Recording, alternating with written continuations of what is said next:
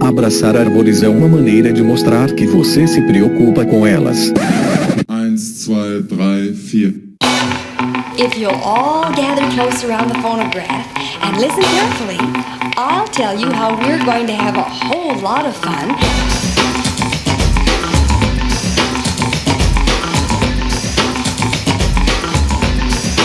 Howdy! Aqui é Fernando Lima e este é o Desabraçando Árvores, um bate-papo sem firulas sobre ecologia e conservação, a vida, o universo e tudo mais. E eu estou aqui diretamente de Atibaia, São Paulo, e venho lhes apresentar, senhoras e senhores, ninguém mais, ninguém menos que Roberta Bonaldo. Ela que tem graduação em Ciências Biológicas pela Unicamp, tem mestrado em Ecologia também pela Unicamp, e doutorado em Biologia Marinha pela James Cook University, na Austrália.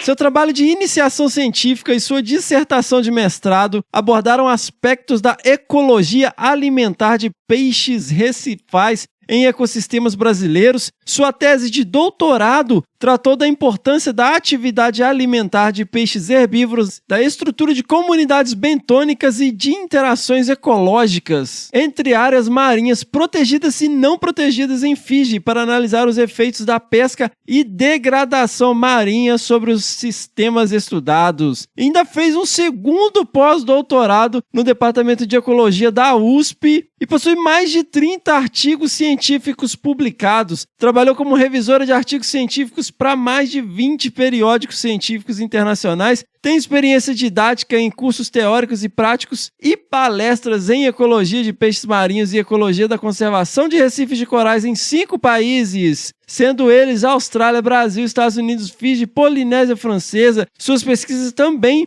foram divulgadas ao público não especializado em matérias na mídia impressa, revista Ciência Hoje das Crianças, revista Terra da Gente, Jornal da Unicamp, Boletim da Sociedade Brasileira de Ictiologia, programas de televisão, Programa Globo Repórter, Programa Terra da Gente, Domingão Aventura, sites de internet, e também é autora de um livro sobre a história natural e comportamento e ecologia de peixes do arquipélago de Fernando de Noronha. Participou de expedições científicas no Brasil, Austrália, Estados Unidos, Ilhas Fiji, Polinésia Francesa, e tem experiência como mergulhadora, fotógrafa submarina, cinegrafista em mais de 30 países. Atualmente ela é produtora e cinegrafista de vídeos da natureza e da vida selvagem na empresa Natural History Brasil. É isso aí, galera, não é mole não. Poxa, que honra e privilégio receber a Roberta aqui. A gente bateu um papo sensacional sobre a jornada dela. Vocês vão entender aí que cientista absolutamente sensacional ela é, além de ser uma comunicadora absolutamente sensacional, apresentando aí a vida selvagem e trazendo imagens incríveis junto à Natural History Brasil. Fiquem ligados porque obviamente está sensacional. Seguimos! Pessoal, vamos aqui rapidamente para os nossos jabás. Sigam lá nas redes sociais, no Facebook, o Desabraçando Árvores Podcast, no Instagram, o @Desabrace, no Twitter também, o @Desabrace. E somos um podcast, 4. Sigam lá os nossos 4 podcasts, o Desabraçando Árvores, o Que Bicho é Esse, o Que Bicho é Esse Crianças e o Caderno de Campo lá no Spotify, na Amazon, no Orelo e na Apple Podcast. Se inscrevam no Google Podcasts ou no Castbox e favoritem no Deezer para não perder nenhum episódio. Lembrando que se você ouve lá no Spotify, deixe lá 5 estrelinhas na avaliação pra gente, porque isso nos ajuda e nos deixa felizes e cotetes. Hey, that's something everyone can enjoy. Pessoal, este é um projeto independente que se sustenta literalmente a partir de um grupo absolutamente maravilhoso de apoiadores e apoiadoras que abraçaram o Desabraçando, né, na nossa campanha de crowdfunding lá no apoia.se/desabraço. Desabrace, apoia.se/Desabrace, ou através de doações pontuais no PicPay, no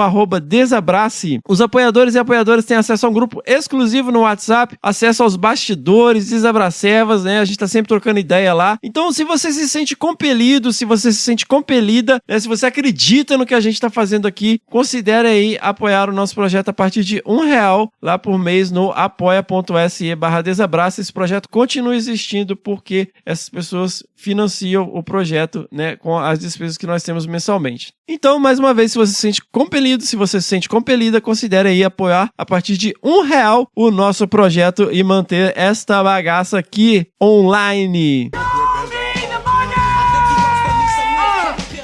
Antes de seguir, pessoal, lembre-se sempre aí de mandar os seus feedbacks, né, os seus retornos, mandar as suas pedradas no nosso e-mail, que é o primeirapedra@desabrace.com.br. Se você tem aí considerações sobre este episódio ou episódios anteriores, mande aí o seu e-mail, né, no primeirapedra@desabrace.com.br. Lembrando sempre as palavras de Jesus em João capítulo 8, versículo 7. Se você não tem nenhum pecado, seja o primeiro a tirar uma pedra. Seguimos!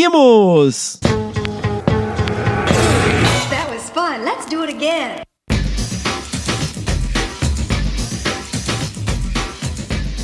E é isso aí, pessoal. Estou aqui hoje, então, finalmente, uma gravação encantada, mais uma, com a maravilhosa Roberta Bonaldo. Roberta, seja muito bem-vinda, finalmente, aqui ao Desabraçando Árvores. Obrigada, Fernando. Obrigada pelo convite. Você sabe que eu sou ouvinte raiz das antigas do Desabraçando e pra mim é uma alegria estar aqui conversando com você hoje. Pô, que honra e privilégio, meu. Pô, Roberta, assim, né, existem momentos na nossa vida, nessa coisa tumultuada, onde tudo é pra ontem e tal, que eu, às vezes, pelo menos, às vezes eu me travo, porque eu, às vezes, tô com tanta demanda que a gente fica meio perdido por onde começar. Aí dá um... E agora, né? E sua jornada, sua história é algo, assim, incrível, né? Que a gente não sabe nem por onde começar, mas aqui no Desabraçando a gente começa pelo começo, né? Vamos lá, de onde você é, Roberto? Fernando, então, eu sou do interior de São Paulo, eu sou nascida em Campinas, mas na prática eu sou ituana, né? Na época, Campinas tinha um hospital maior e tal, então minha mãe optou por, né, meu nascimento acontecer lá, mas no dia seguinte eu já estava aqui em Itu e aqui que eu passei a minha infância e minha adolescência inteira. Não, peraí, Campinas tinha um hospital maior do que Itu? Pois é, olha que absurdo. Isso é que minha mãe diz, né? Né, Itu, que é tudo é grande? É, inclusive eu sou super alta, né, Fernando? Quem me conhece, você que me conhece pessoalmente, sabe que eu sou um mulherão gigantesca.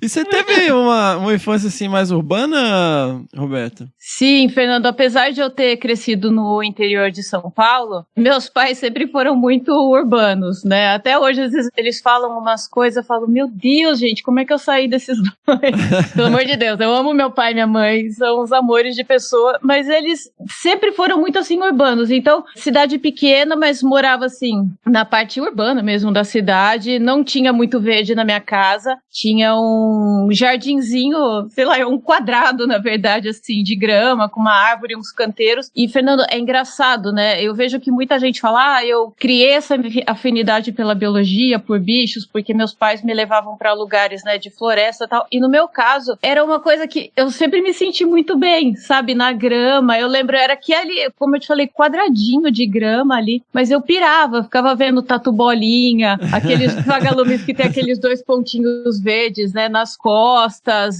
borboleta, eu lembro, eu fiquei louca quando eu descobri que a borboleta vinha da lagarta, eu falei, como é que pode, sabe, e eu sempre me senti muito feliz, assim, na natureza, é muito doido, e o que é legal é que meus pais, apesar de não terem essa afinidade com o meio de mato, acho que nunca acamparam na vida, nada, eles também não passavam medo pra mim, nem insegurança, e eles achavam super legal, achavam super exótico a filha ter coleção de lagartas, ficar seguindo, acompanhando os bichos do jardim e tal, e incentivavam. Então, nesse ponto, eu fui muito afortunada.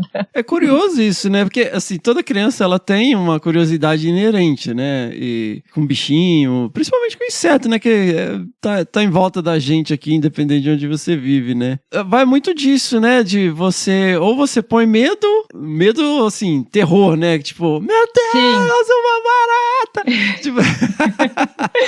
Daí eu falo, você tem que passar, obviamente tem bichos que são perigosos, né? Aqui no interior de São Paulo a gente teve um aumento muito grande de escorpiões amarelos, tem até vários casos de, né, acidentes aí com crianças e é super perigoso, mas orientar corretamente, né? E não passar o medo, falar, não, até aqui você pode, até aqui você não pode, e ensinar a criança a respeitar os bichos também. Então, você só adiciona a criança, né? Só faz com que ela conheça mais da vida tal, e saiba se virar também, né? Mas e tu, você acha que é pequeno, Roberta? Ah, Fernanda, é que assim, aqui no Brasil o pessoal pensa, né? Eu morei na Austrália, a gente vai falar disso depois. Pra Austrália é uma cidade de médio porte, mas hoje tu tá com 150 mil habitantes. Eu moro em Itu atualmente e é uma cidade assim, eu acho que para os padrões de São Paulo é uma cidade pequena, né? Não acho que não é nem de médio porte. Ah, tá. Não, é que quando você fala, o interior, assim, lá onde eu cresci era tipo 15 mil habitantes. Tá bom, então Itu é grande, Fê. É médio, é médio. Pra mim, eu acho um tamanho ótimo de cidade. Eu não me vejo morando numa cidade gigantesca. Então, pra mim, o porte não estou reclamando, só tô seguindo a caracterização usual, né? Você resolveu fazer biologia, assim, foi uma escolha fácil? Foi uma coisa que veio naturalmente assim? Ou se tinha pensado em outras coisas? Fê, foi muito fácil, porque, como eu te falei, eu sempre fui apaixonada, né, por bichos, né, e por ciência também, sabe? Mas o que foi difícil é que eu sempre fui aquela, sabe, CDF da escola, e assim, uma CDF muito feliz. Eu não sei, Fê, eu sempre gostei de estudar. Eu acho que eu tive algumas influências da minha vida, né, desde pequenininha, a minha avó, meus pais trabalhavam fora, então minha avó ficava comigo em casa, e minha avó, acho que até para passar o tempo, ela falava assim, vamos estudar. E ela nunca colocou uma carga pesada para mim, ela brincava e ela era muito criativa, sabe? Fazia gincana, fazia jogos, então eu cresci vendo o estudo como uma brincadeira, sabe? E meu pai é engenheiro e tal, nossa, ele é muito bom na parte de exatas. Eu trazia os desafios de matemática da escola e meu pai fazia comigo, sabe? Isso desde assim, do ensino fundamental até eu prestar vestibular. Eu lembro de eu trazendo desafios, pai, esse daqui o professor falou que é muito difícil, sabe? E daí você fala, seu pai é engenheiro, ele sabia, mas às vezes coisas muito básicas, né? Até ele retomar e tal, então ele fazia comigo, a gente via quem fazia mais rápido, ou como é que cada um chegava na solução. Então, eu sempre vi essa parte de estudar como uma diversão, não como uma obrigação. Então, eu gostava, assim, de praticamente tudo. Acho que eu gostava um pouco menos de física.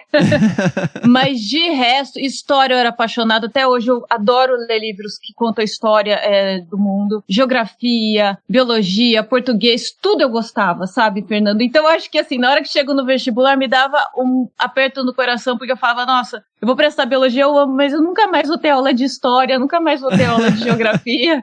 Juro pra você, matemática, que eu amava, sabe? Então, eu tive a sorte de ver o estudo como uma coisa lúdica desde muito novinha, desde, sei lá, a segunda série do ensino fundamental. Mas, né, pelo que eu via na minha vida, minhas afinidades e pelo que eu pensava em fazer, né, quando fosse adulta, eu sempre pensei em biologia. Então, foi uma escolha relativamente simples.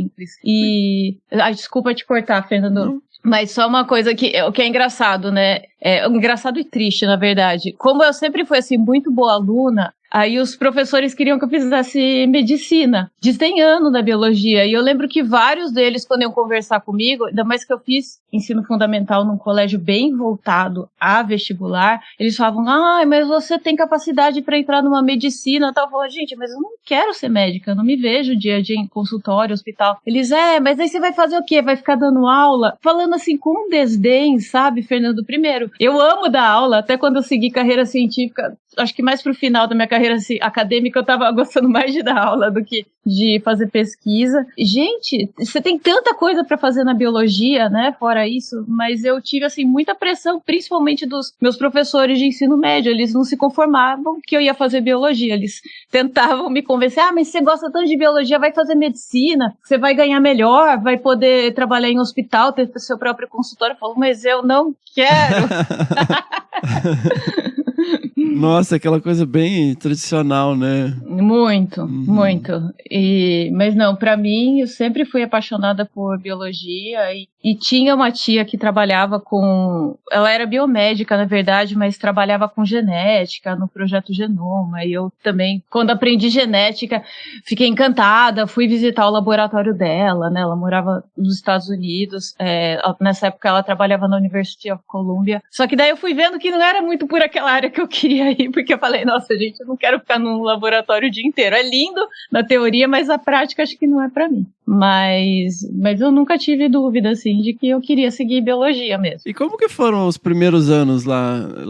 Que aí você foi pra Campinas, né? Foi, eu passei no vestibular da Unicamp, passei no diurno, né, que era o período integral, na verdade, e Campinas é perto de tu, né, Fernando? Dá 1 horinha de carro, né? Aí no começo eu tinha aquela ilusão, né, que, vou viajar todo dia, tinha um ônibus fretado pela prefeitura de Tu, que ia todo dia para as principais universidades, né? Então, que Unicamp passava nos campos. Falava, não, dá pra ir voltar tranquilamente todo dia. Só que depois do primeiro mês fazendo isso, acordando às 5 da manhã, porque, né, apesar de ser 1 horinha, mas como é ônibus e vai parando, demorava 2 horas pra chegar em Campinas, e eu lembro que tinha que chegar muito cedo, por conta do horário das outras, então eu chegava na Unicamp e ainda esperava 1 hora até começar a aula. Nossa. Porque a PUC, as aulas começavam às 7, a Unicamp às 8. Então eu tinha que chegar pra entregar o pessoal da PUC.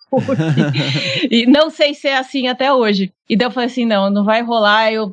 Que hora que você chegava em casa? Eu chegava em casa, eu acho que era umas 9 da noite, mais ou menos. Nossa, pauleira, hein? Pauleira, porque eu saía as aulas terminavam às 6, aí eu tinha que pegar o ônibus, e como é aquele horário de maior movimento, né, de trânsito, então ficava um tempão parada na saída de Campinas e tal. E daí depois de 1 mês eu falei, não, gente, eu vou até pra eu curtir a vida universitária, claro, né, Fernando? Que muito da vida universitária é essa vivência de você conversar com outros colegas, começar a estagiar, não no primeiro ano, né, mas mais pra frente. E eu falei assim, nossa, eu tô perdendo muito, né? Eu tinha que sempre sair correndo no final da aula, pegar o ônibus, começava a chegar cansada, chegava morta em Itu. E daí eu mudei pra Campinas, morava com umas amigas minhas. Logo no primeiro mês de faculdade, comecei a namorar o João Paulo.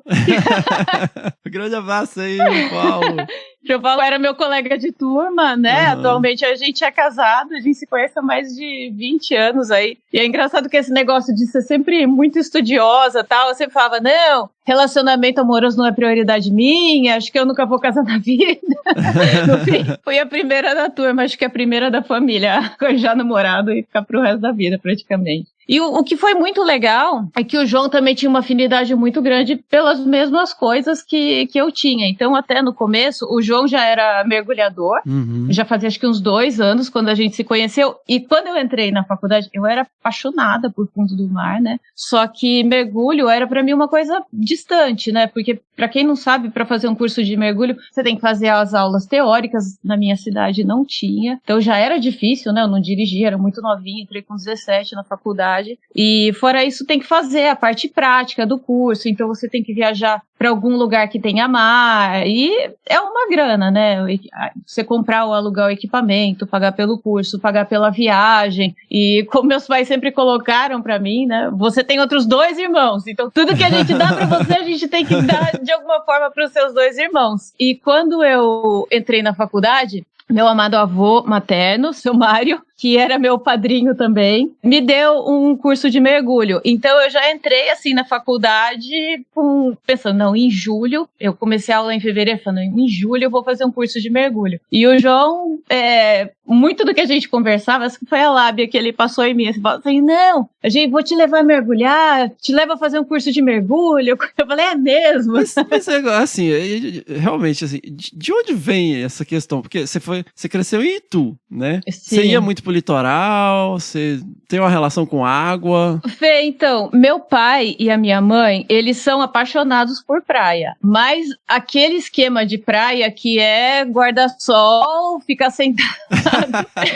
e sabe, e comendo as coisas da praia, no máximo uma caminhada, e a gente sempre foi pra praia, assim, mais próxima da gente, que era no Guarujá, e assim, você até tem praias no Guarujá mais remotas, mais selvagens, mas não, a gente ia pra aquelas praias que são assim, os edifícios atrás, a areia e o mar. Não tem muito além disso, sabe? Pitangueiras, Enseada. Eu gostava, não via muito bicho, né? Via aqueles tatuizinhos, tal, às vezes uns peixinhos, tal. Mas eu acho que já despertava alguma coisa. Fora isso, quando eu tava na adolescência, eu comecei a fazer natação. Nunca achei que fosse gostar, meu pai que sugeriu, porque antes eu fazia dança e eu tava meio que cansada de fazer dança. Meu pai falou, tenta fazer natação. Eu falei, pai, coisa chata. Fernanda, eu viciei em natação. Mas eu viciei. É mesmo? Meus amigos assim, e as minhas amigas, né?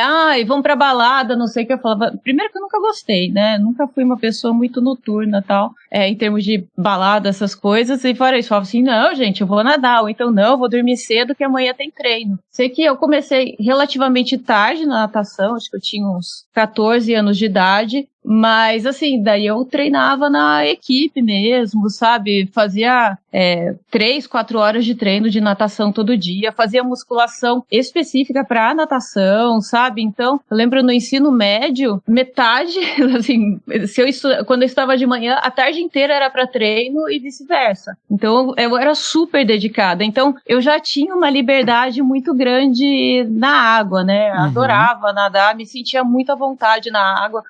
Na casa onde eu cresci, né, dos meus pais também tinha piscina, então se eu não tava treinando, eu tava na piscina, treinando a apneia.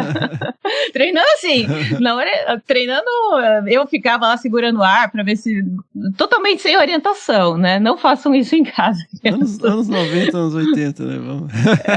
Então somos sobreviventes.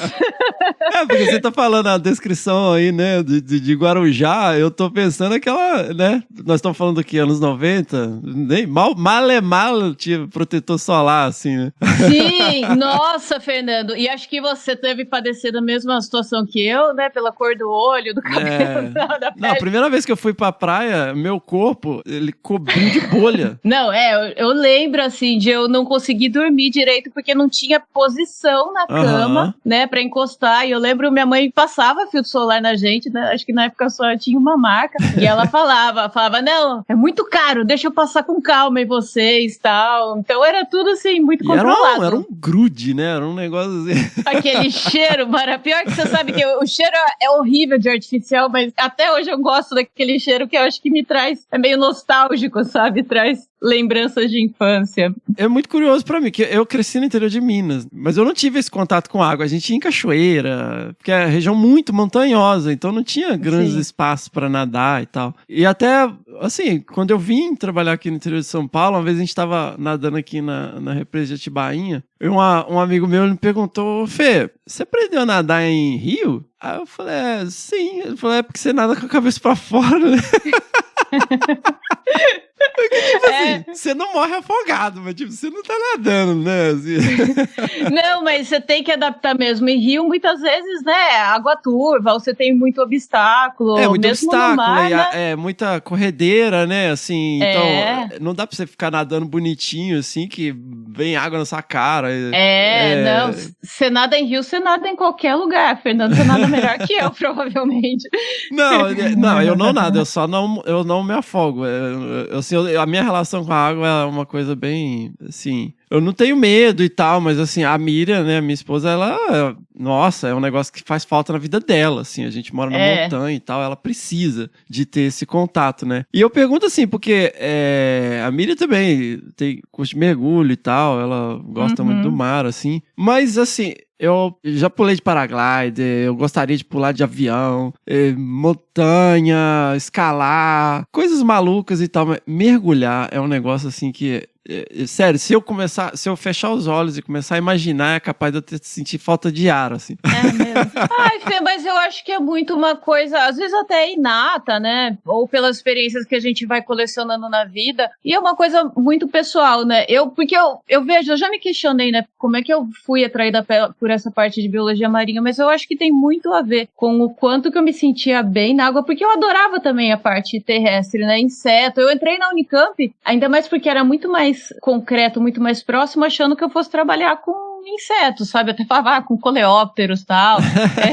E daí eu lembro que descobri que era o grupo de maior número de espécies. Falei, nossa, a área não vai faltar, né? Mas depois que eu vi que realmente trabalhar, né, no ambiente marinho era uma possibilidade, né? Num ambiente que eu me sentia super bem, e fora isso, achava muito lindo, né? Eu via documentários, tanto é que eu lembro que eu sempre falava, assim, eu lembro já falando isso desde o primeiro ano de ensino médio, que eu lembro que tinha um rapaz na minha turma, um colega meu que mergulhava, e eu ficava vendo ele falar, tal, daí eu falava assim, gente, eu tenho certeza que eu vou adorar mergulhar, eu não sei como é que vai ser, quando vai ser, a certeza que eu tenho é que quando eu mergulhar finalmente, né, com o equipamento, eu sei que eu vou me apaixonar. E realmente foi o que aconteceu. E você foi lá fazer o curso, como que foi essa experiência? Ah, Fê, foi muito legal. Foi a primeira vez que eu fui pra Fernando de Noronha, né, no primeiro ano de faculdade, então eu comecei já mal. de cara, assim, também, né, pô, aí também é difícil, né, não gostar.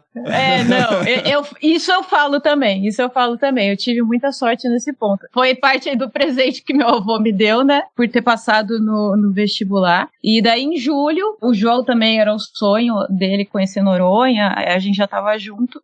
Fui pra lá e eu, antes de fazer o curso, eu fiz um mergulho que eles chamam de Discovery Scuba. É um mergulho que você não precisa ter a carteirinha, você não precisa ser, né, credenciado, mas você mergulha acompanhado com um instrutor. Tem gente que dá mão pro instrutor, né, quem tem mais medo e tal. Eles dão um curso expressinho, assim, no barco mesmo, ou no porto, antes de sair. E você mergulha com o instrutor do seu lado o tempo todo, como se fosse uma babá, assim, né? Eu lembro que ele pegou, explicou, aqui você respira, pra, né, compensar o ouvido, você faz isso e tal. Cair na água, Fê, pra mim, assim, foi como se eu sempre fizesse aquilo. É mesmo? Que legal. Foi. Eu acho que até, né, por eu ter muito esse contato com natação e tal, eu fiquei muito à vontade, e eu lembro que o que me encantou, primeiro de ver, né, os bichos muito próximos de mim, né, Noronha você tem uma claridade da água incrível, né, uma visibilidade incrível, então você vê muito os bichos, e por ter muito mergulhador, os bichos são acostumados, né, você não tem caça submarina, então eles não veem seres humanos como uma ameaça. Então você tem um contato próximo dos bichos, mas eu lembro que isso obviamente me encantou, mas eu meio que esperava. Agora o que me encantou assim, que foi meio surpreendente, foi a sensação de estar embaixo d'água e ter essa liberdade tridimensional total. Que na natação, né, você fica boiando, você desce, mas você não fica estável lá embaixo, né? E eu falei, gente, é como voar, assim. Eu lembro que foi um transbordamento, assim, de alegria, de me sentir bem, de me sentir confortável. Foi assim, nossa, eu lembro até hoje dos sentimentos todos, sabe? Já passaram mais de 20 anos, né, que eu tive essa experiência. E daí, quando eu voltei desse Discovery Scuba, eu já marquei o curso. Tava à noite já fazendo cursinho, fazendo prova. No dia seguinte já fiz a prova prática no mar. E daí aproveitei o resto da viagem pra mergulhar. E desde então, só me apaixono mais. Mas aí como que vocês organizavam isso? Porque assim, aqui em Atibaia, aqui tá relativamente próximo do litoral, né? Tinha uma loja de surf, literalmente assim, de prancha de surf. E eu ficava, pô, velho, de todos os esportes aqui, eu acho que é meio, né, porque assim, você pegar a prancha, você sai lá de Campinas, sai de Itu, vai ir pro litoral, é um rolê, assim, como que vocês viabilizavam isso, assim? Então, Fernando, como eu sabia, né, daí eu comecei a me organizar, que meu objetivo era trabalhar com biologia marinha e tal, eu falo assim, então eu tenho que ser uma boa mergulhadora. Né, tanto em termos das minhas habilidades, como até, né, segurança também. Então eu falei assim, não, eu vou me tornar profissional no mergulho, né? Quero chegar pelo menos até o Dive Master, que é quando você tem uma qualificação profissional mesmo. Né? Você passa por uma série de etapas diferentes. Então, primeiro você tem o mergulho básico, daí no avançado em que você aprende como é que você faz para mergulhar à noite, para fazer uma busca. Depois fiz curso de socorrista em mergulho. Fui fazendo vários cursos e com isso a gente foi se aproximando, né? tinham várias escolas de mergulho em Campinas, e uma delas, né, tinha um cara muito bom, hoje ele já é falecido, que é o Sérgio Viegas, e assim, ele era seríssimo, principalmente essa questão de segurança no mergulho também, e de você ter as habilidades todas antes de realmente passar para a próxima etapa, e a gente meio que, né, estudante é aquela pindaíba, né, a gente começou, por sorte, na Unicamp eu tive a oportunidade de fazer, né, estágio remunerado, depois comecei a iniciação científica, então a gente tinha aqueles recebimentos, mas aquela coisa contadinha, né, então assim, ia juntando dinheiro para pagar os cursos, e depois a gente começou a ficar meio que de estagiário da escola de mergulho, então a gente viajava, sempre tinha, né, o ônibus da escola de mergulho, que ia pro litoral, e a gente ajudava os alunos com mais dificuldade, ajudava a carregar cilindro, a organizar os equipamentos, fazer a checagem, arrumar os lanches. Então, dessa forma que a gente foi viabilizando e pegando experiência também, né? Que o mergulho não é o esporte mais barato, né? Você tem que, ainda mais no lugar em que você não tem acesso ao mar, você tem que pagar a viagem até o mar, depois muitas vezes pagar a saída de barco também. Eu não tinha equipamento, eu demorei muito para ter meu próprio equipamento, né? Que também não é barato, então aluguel de equipamento. Então foi uma forma da gente conseguir viabilizar, a fazer mais essas saídas de mergulho e pegando experiência. Então, grande parte do nosso tempo, principalmente final de semana, até o pessoal da minha turma fala muito, vocês não iam em uma festa da faculdade. A gente, Fernanda, é uma vergonha, a gente não ia mesmo, assim, não ia mesmo. Primeiro porque eu e o João, a gente é super caseiro, e porque no tempo vago, 2 viciados em mergulho. Também não é só esse lado, que nobre, eles queriam se tornar mergulhadores melhores. Não, a gente era viciado por mergulho e queria dar um jeito de viabilizar a gente estar sempre embaixo d'água. Então era o jeito que a gente achou, né? Trabalhando junto com essa escola de mergulho. Olha só. E você conseguiu direcionar, né, a sua iniciação científica foi com atividade alimentar de peixes herbívoros recifais? Na verdade, Fernando, a minha iniciação foi com outro grupo de peixes, os peixinhos borboleta. Pra quem gosta de peixe marinho, é bem bonitinho, peixe redondinho, que tem um biquinho assim, parece uma pincinha.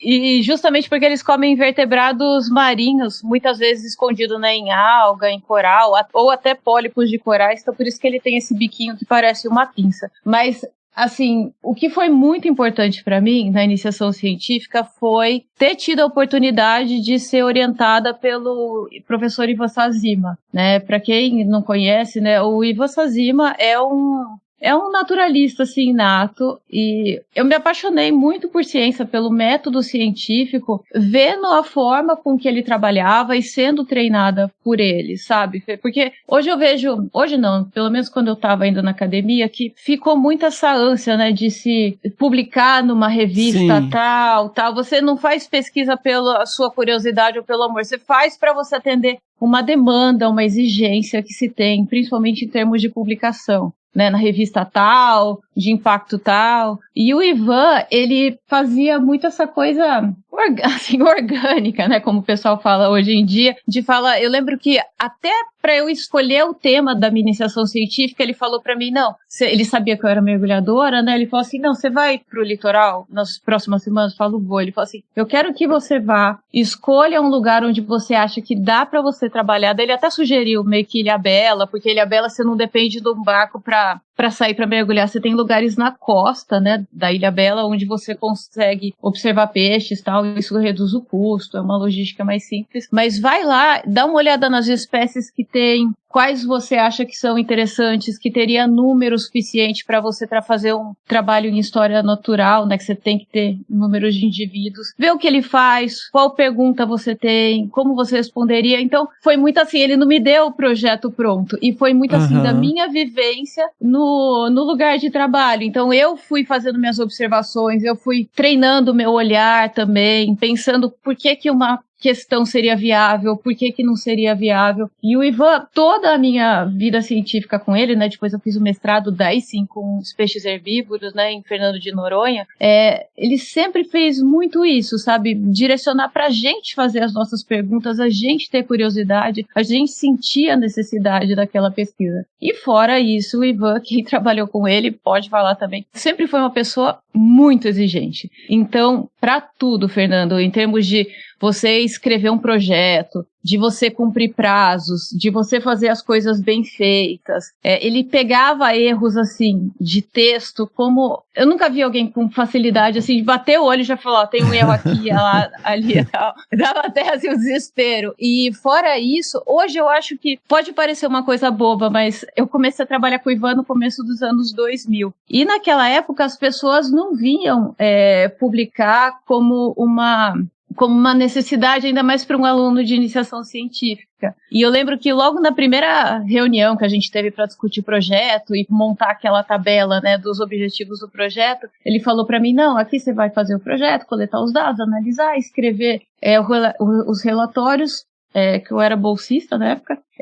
Ele falou assim, mas daí você também vai escrever, você já pode escrever o relatório em inglês, porque daí isso já vai virar um paper, e também você vai apresentar isso em um congresso. A hora que ele falou escrever, né, um artigo científico, eu falei assim, tá bom, né, tá falando isso por falar, mas não, era verdade. E eu falo assim, como assim, gente? Eu tinha, sei lá, não tinha 20 anos, eu falei assim, como assim vou escrever um artigo científico em inglês e tal? Ele falou assim, não, pensei comigo, né, não falei, e ele sempre bateu em cima. Ia fazer o relatório, não, lembra, já faz no formato da revista, a gente já pensou em qual revista que ia submeter, porque podia, né, o órgão de fomento permitia isso. Ele era muito orientado, e o que eu achava legal também, que daí isso fez toda a diferença na minha vida atual, é que ele também dava muito valor já para a parte de divulgação. E, Fernando, hoje é mais simples porque você, né, tem todas essas plataformas, né, na internet, rede social, que você joga para o mundo, mas na época você sabe como é que é, a gente dependia de ter um espaço em jornal, em revista ou em televisão. Era muito difícil você comunicar a sua pesquisa para um público mais leigo. E ele já falava isso, falava assim, não, para cada trabalho científico que vocês publicarem, vocês têm que dar um jeito de fazer uma divulgação para a comunidade leiga, né, para o público geral, porque senão vocês têm que ter essa função, tem que ter essa preocupação. E até um outro contexto também, né, Roberta, voltando um pouquinho, que você tinha 20 e poucos anos para escrever um artigo científico em inglês e tal. A gente tem que lembrar que nós estamos falando de um período que a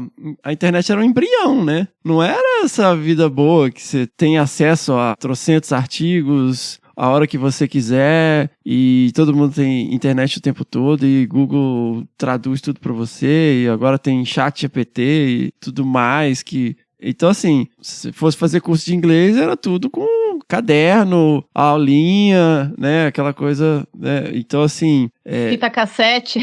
Fita cassete, cara, nossa. Então, não era uma coisa assim tão trivial, né? Era um desafio muito maior, né? Dada as circunstâncias daquele período, que as coisas não eram tão acessíveis, né? Não, Fernando, até eu tava num eixo que facilitava um pouco isso, né? Porque a Unicamp tinha uma base de periódicos maravilhosa e eu tava perto da USP. Então, muitas vezes, né? Eu lembro de várias vezes para São Paulo, na biblioteca tinha aquele esquema, comute, né, que chamava, que você emprestava, né, os periódicos de uma biblioteca para outra. Você tinha que solicitar pela biblioteca, que a outra biblioteca enviasse. E eu lembro que daí teve uma circunstância que tinha tanto artigo que eu precisava ler de um periódico específico, até lembro o nome, que é a Marine Ecology Progress Series, e ela tinha na USP e não tinha na Unicamp. Eu falei, não, vou fazer uma lista, daí eu vou na USP, passei assim, a tarde inteira procurando os artigos, né, e fazendo cópia, e voltei pra casa com aquilo como se fosse um tesouro. Finalmente eu vou ler esses artigos. Hoje é uma coisa inimaginável. Você fala assim, cara, eu vou aqui, vou lá na USP pra pegar as coisas impressas em papel pra poder ter acesso a elas, sabe? Então, assim, isso que você tava no circuito, né, São Paulo, né, que é outro país. Sim. Assim, a gente tinha um CD que rodava no laboratório com uns PDF, era isso que tinha. Todo o conhecimento da nossa faculdade estava contido naquele CD ali, porque a gente não tinha acesso a mais nada. Tipo. Não, que loucura. Com certeza, como mudou, né? Hoje em dia, você consegue na internet ou manda um e-mail fácil. Eu lembro do Ivan, olha as coisas, né? Eu lembro que o Ivan recebia muito pedido de separata, né? Que eram os... Separata, que eram os artigos impressos, né? Que você recebia da editora. Ele recebia um monte de pedido por correio, parecia uns cartõezinhos postais, assim. Sim. E daí eu lembro que eu ajudava o Ivan a pegar, preparar os envelopes, colocar... Ele fazia as dedicatórias, aí colocar no envelope e a gente deixava com a parte de correspondência da universidade para ser enviado. Separata. Cara, quanto tempo eu não ouvi essa palavra. Cara, não, galera, vocês têm que entender um negócio. Você publicava um artigo, você ganhava um número limitado de cópias impressas do seu artigo, né? Nem da revista, do seu artigo. E aí, eu lembro quando eu publiquei minha primeira notinha, que grandes merda, né? Que era uma revista que nem era indexada e tal. Eu recebi pelo correio um pedido de separata de uma universidade. Era um cartãozinho. Estamos solicitando. Eu falei, caramba, que loucura. E eu lembro, Fê, como você falou, né? Era limitado. Aí, às vezes, ainda mais no começo, eu falava, ai, gente, mas será que esse pedido eu atendo? Será que esse daqui eu vou entregar? Eu entregava pros meus pais, nunca leram. E autografar, né? Tipo, nossa, que eu tenho separado autografado. Eu tenho vários, tá? Eu falo, gente, as coisas, né? Coisa que hoje não existe mais. Que viagem. Procure aí, galera, separata. Olha só, interessante.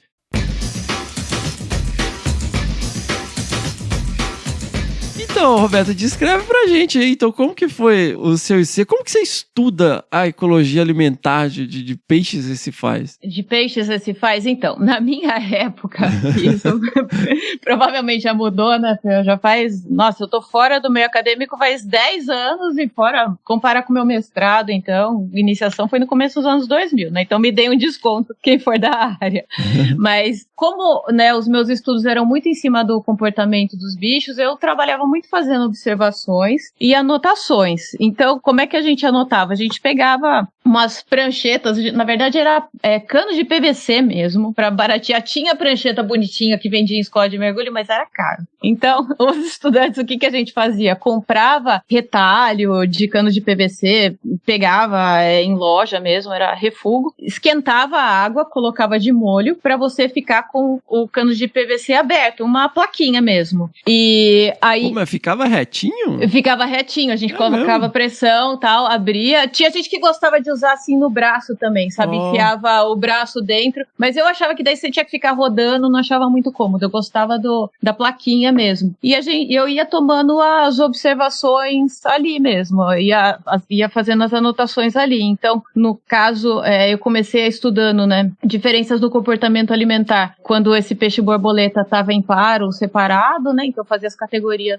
Esse daqui é um indivíduo que está solitário. Quanto ele come, onde ele come, quando ele está em par, como é que é o comportamento dele. E depois, no meu mestrado, doutorado, eu tive outras perguntas. E depois, mais pra frente, né, ainda mais quando eu comecei a fazer estudos mais da comunidade geral, também fazia censos de peixes. Então, você entra no mar com uma trena, prova d'água, de preferência, aquelas que não oxidam, aquelas molinhas, e ia estendendo a trena e contando quantos peixes eu via ao longo daquele trajeto e dentro de 2 metros de cada lado, assim, de largura da trena. Também comecei a trabalhar muito com vídeo monitoramento também, mais pra frente, né, da minha carreira científica, quando também barateou você ter essas câmeras prova d'água, né, começou muito com a GoPro também, então a gente conseguia, era caríssimo antes, você ter uma câmera prova d'água, você tinha que ter uma câmera de boa qualidade, que já era caro, colocar dentro de uma caixa estanque, que era mais caro que a câmera ainda, e se desse algum problema de vazamento, então você sentava e chorava no banho, né, porque era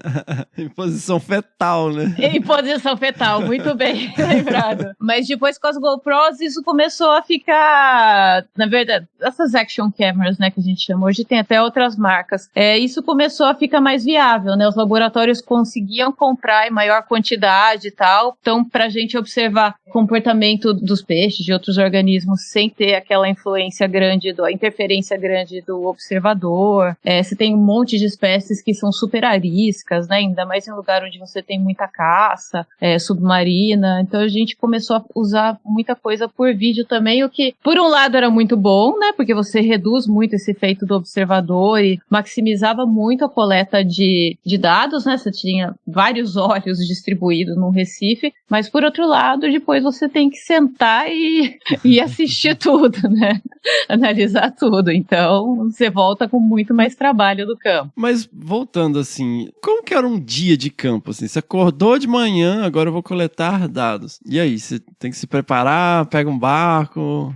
Tem toda uma logística, né? Como quando você lida com o mar, primeiro que você tem que ir preparado aí com equipamento de segurança, né? Bom, não é diferente também do que vocês fazem em terra, né? Mas alguns cuidados são diferentes e tal. Então, a gente vai pro mar, às vezes de barco, às vezes saindo da praia mesmo, depende de onde você estuda. E entra na água, encontra o indivíduo que você quer trabalhar e vai coletando os dados. É que varia muito, Fernando, é difícil porque, assim, depende muito da sua pergunta, depende muito do seu método também. Então, tinha casos quando eu trabalhava em mergulho scuba, né, que é aquele mergulho com cilindro e tal. Minha sessão de observação era restrita ao tempo que eu tinha do cilindro de mergulho, né? E isso também varia muito com a profundidade, com as condições de mar e tal. Mas aí você ficava lá flutuando com a sua pranchetinha de PVC. Num estado meditativo de cada 5 minutos você olhava, está... É basicamente isso, assim, quando eu fazia essas observações de anotando, eu entrava no mar, aí eu lembro que vários estudos meus, eu queria ver a atividade do peixe o dia inteirinho, então eu entrava no mar, assim, quando estava amanhecendo, e saía praticamente quando estava entardecendo. Claro, fazia uns intervalinhos, né, para sobreviver, né, para comer alguma coisa, tomar uma água. Mas eu lembro, quando eu trabalhei nas Ilhas Fiji, né, eu fiz um pós-doc lá, eu lembro que eu voltava, eu ficava o dia inteiro mesmo no mar, e lá não tinha suporte de barco, eu morava em frente ao mar, então saía e ficava o dia inteirinho. Eu lembro que o meu cabelo já é claro, eu voltei com cabelo assim, branco de lá, branco, todo mundo, por que você tingiu de branco? Eu falei, não, gente, é sol. A minha roupa de mergulho, eu trabalhava flutuando, ela foi pra Fiji preta. No final dos 5 meses que eu passei na primeira viagem lá, as costas estavam praticamente brancas, tava um cinza bem claro, e a parte da barriga, assim, que a gente fica de costas pra cima, né, quando tá flutuando, tava preta ainda. Então parecia uma roupa bicolor, porque era ainda mais uma região de muita incidência, né, solar, UV, era o dia inteiro, muita exposição mesmo. Mas é isso, dependendo da pergunta, você tem que ficar o dia inteiro mesmo no mar. Mas assim, é que a gente, quando você pensa, pro mar, eu tô olhando aqui pra minha janela, então não tem uma nuvem no céu. Mas você tem dia que o mar tá agitado, tem dia que o tempo tá fechado, não é sempre aquela festa de sonho de verão de Fernando de Noronha, né? Não, e nem Fernando de Noronha é assim, já aconteceu da gente pegar tempestade, de ter que ficar 3 semanas sem conseguir coletar dados lá, então, com certeza, tem todo esse cuidado, mesmo das Ilhas Fiji onde eu trabalhei, eu lembro, tinha uma corrente muito forte em determinados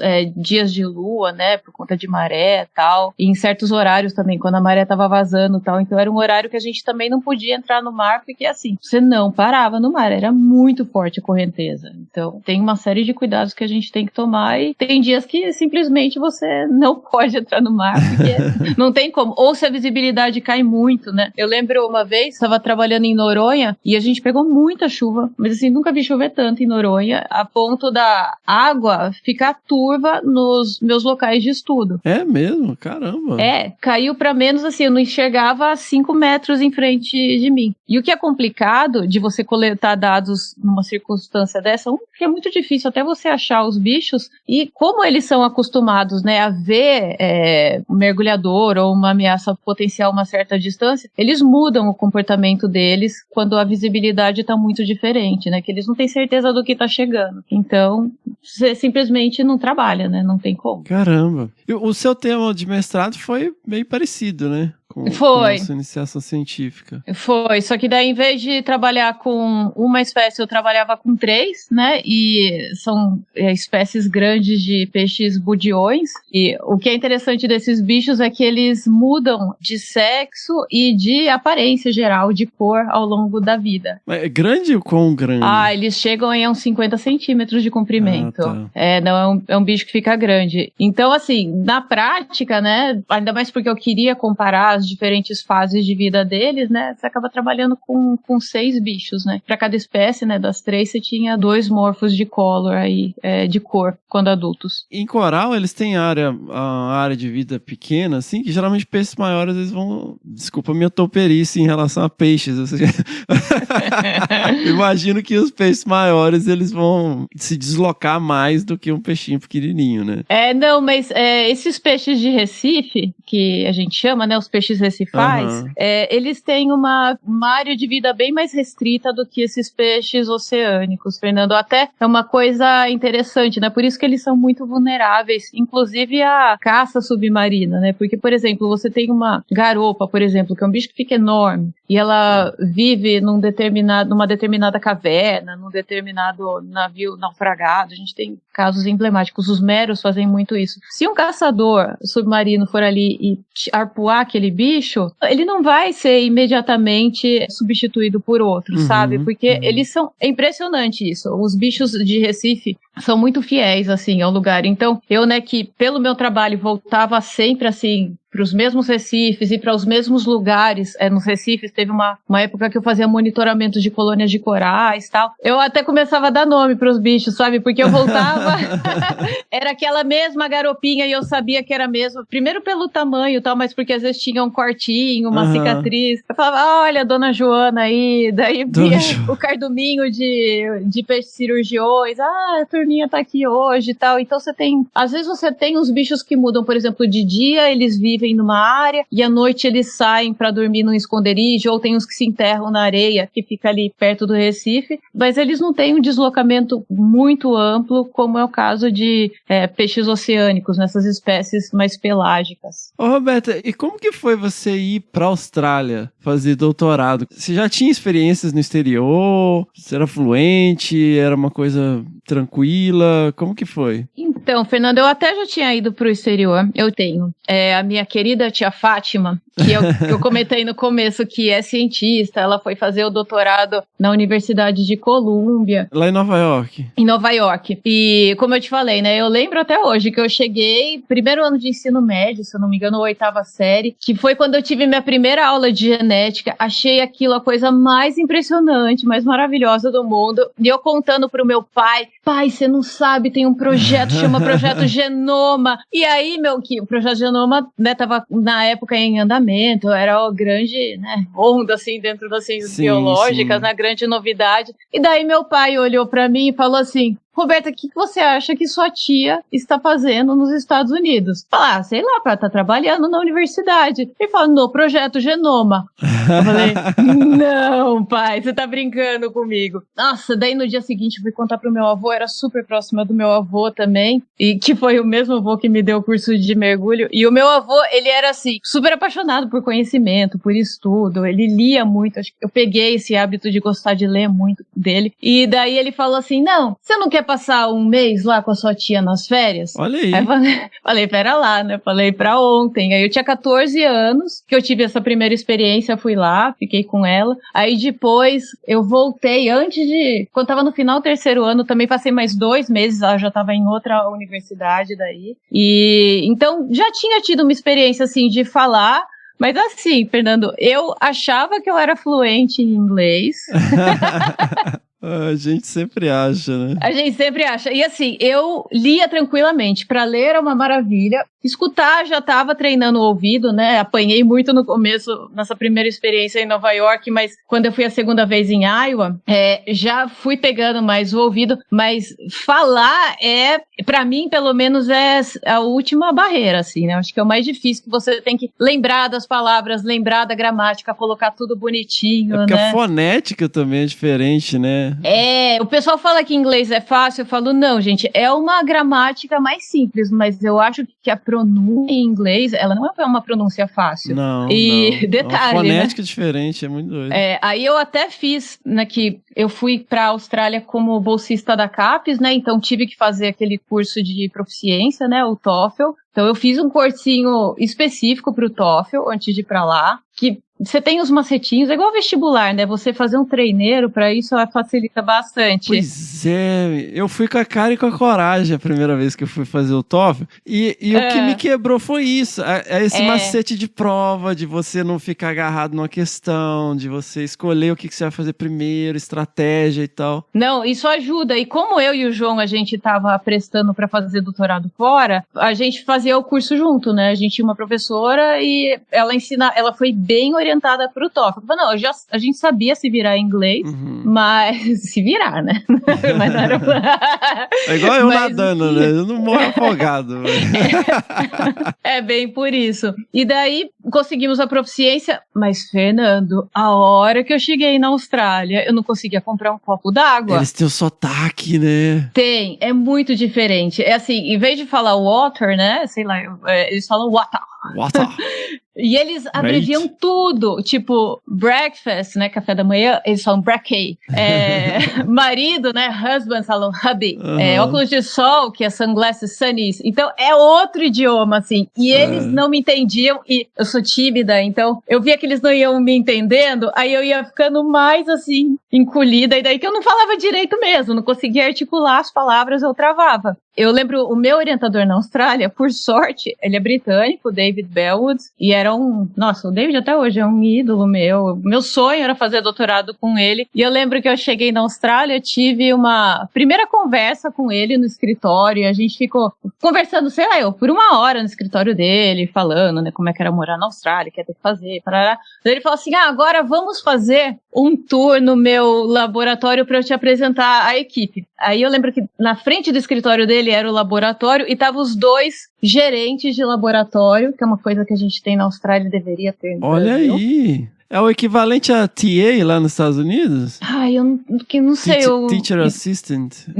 Também que é. prepara, corrige prova, que organiza tudo. Então, na verdade, eles têm isso também, mas tem o Lab Manager. O Teacher Assistant é bem... olha o privilégio, né? O Teacher Assistant é bem voltado para as disciplinas, mas o Lab Manager é o que cuida das questões as questões burocráticas do laboratório, sabe? Então, vai desde revisar se o formato dos papers está correto antes de submeter, cuidar da parte de prestação de contas, às vezes até escrever relatórios, sabe? E, enfim, o que era interessante é que esses 2 gerentes de laboratório, lab managers dele, eram australianos. E daí eu lembro que o David virou assim, falou, Chris, Andrew, essa daqui é a Roberta, vocês podem contar pra ela qual que é o trabalho de vocês, o que vocês estão fazendo aqui no laboratório? Vê, eu lembro até hoje, o primeiro que falou foi o Andrew, que é um grande amigo meu hoje. Eu lembro que ele começou assim, I reckon, que significa eu acho, eu já nem conhecia esse termo.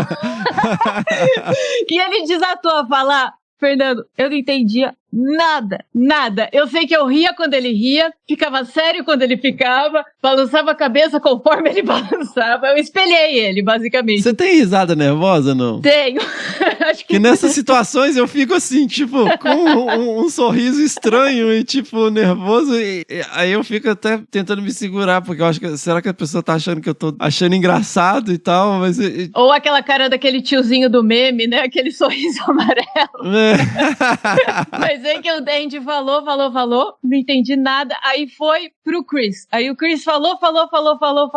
Nossa. Também não entendi nada. E eu não queria falar porque eu tava do lado do meu orientador. Eu fiz um teste mostrando que eu falava inglês. Como é que eu chego lá e não falava inglês? E daí eles fizeram um convite que eu fui pegando pra alguma coisa. Aí eu falei, daí meu orientador, what do you say? O que você acha? Eu falei, yes, mas eu não tinha noção do que era. E eu mas gelada. Aí ele falou pra mim, não, agora vamos pro laboratório conhecer seus colegas, né, que eram os outros estudantes deles, né, de mestrado, doutorado. Por sorte era assim, um mexicano, um dinamarquês, outro era britânico, tinha uma francesa também, então eram todas pessoas que não eram australianos. Aí eu consegui entender todos, principalmente os que não eram de língua nativa, né? Que a gente fala mais devagar, mais quebradinho e tal. Mas os australianos, e daí eu lembro que eu parava e falava, meu Deus, como é que eu vou sobreviver aqui se eu não entendo os caras? Aí aos poucos você vai pegando também. Acabei fazendo uns amigos brasileiros na Austrália que foram me dando uns macetinhos e tal. Mas eu lembro, esse primeiro dia foi desesperador e daí no caso desse convite, né, eu tinha vergonha. Eu falei assim, gente, quando que é? O que é pra fazer? Eu não sabia se era uma festa, se era um almoço, se era um jantar. E daí eu lembro que depois eu voltei lá no laboratório e eu falei pros caras, eu falei assim, então, gente, eu fui ver e eu não vou poder ir. Daí eles, como não vai poder ir? É pra você e não sei o quê. Daí eu falei assim, depois que eu fui perceber que era um almoço que eles queriam fazer pra me receber super gentis, mas eu tava com medo porque eu não sabia onde era, o que era, quando é. Daí eu falei, então, I go. Aí eles falaram, a gente te dá uma carona e tal. E daí falaram, se escreve o dia, o endereço. Escrevendo, eu entendia, né? Daí a gente foi se virando, né? Mas é tenso, essa barreira, né, linguística é um desafio. No começo não é fácil, não. Eles têm fama de ser super legais, assim, né?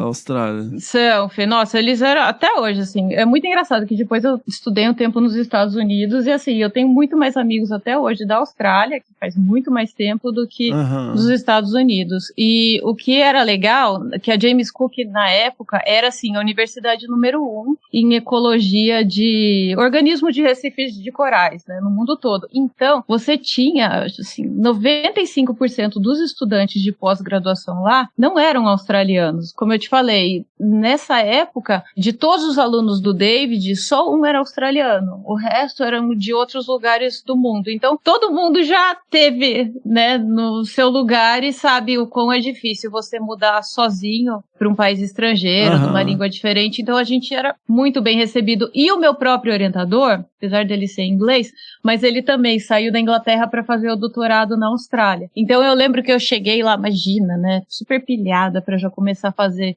o meu projeto e coletar os dados e refinar o projeto e tal. E eu lembro que o David falou assim, Roberta, sabe o que você vai fazer hoje? Eu falei, o quê? Ele falou assim, você vai embora daqui, você vai voltar daqui um mês. Falei, como assim, David? Ele falou, você vai procurar um lugar para você morar, você vai aprender onde são as coisas da cidade, você vai abrir conta em banco, você vai fazer toda a parte burocrática. Ele falou assim, você tem um mês para fazer isso. Pô, que legal, hein? Ele era muito legal. Nossa, o David, assim, eu falo que foi um desses anjos que eu encontrei durante a minha trajetória. E ele tinha um lado muito humano, assim, e ele sabia, porque quando eu passei para fazer o doutorado na Austrália, né, o João não conseguiu a bolsa.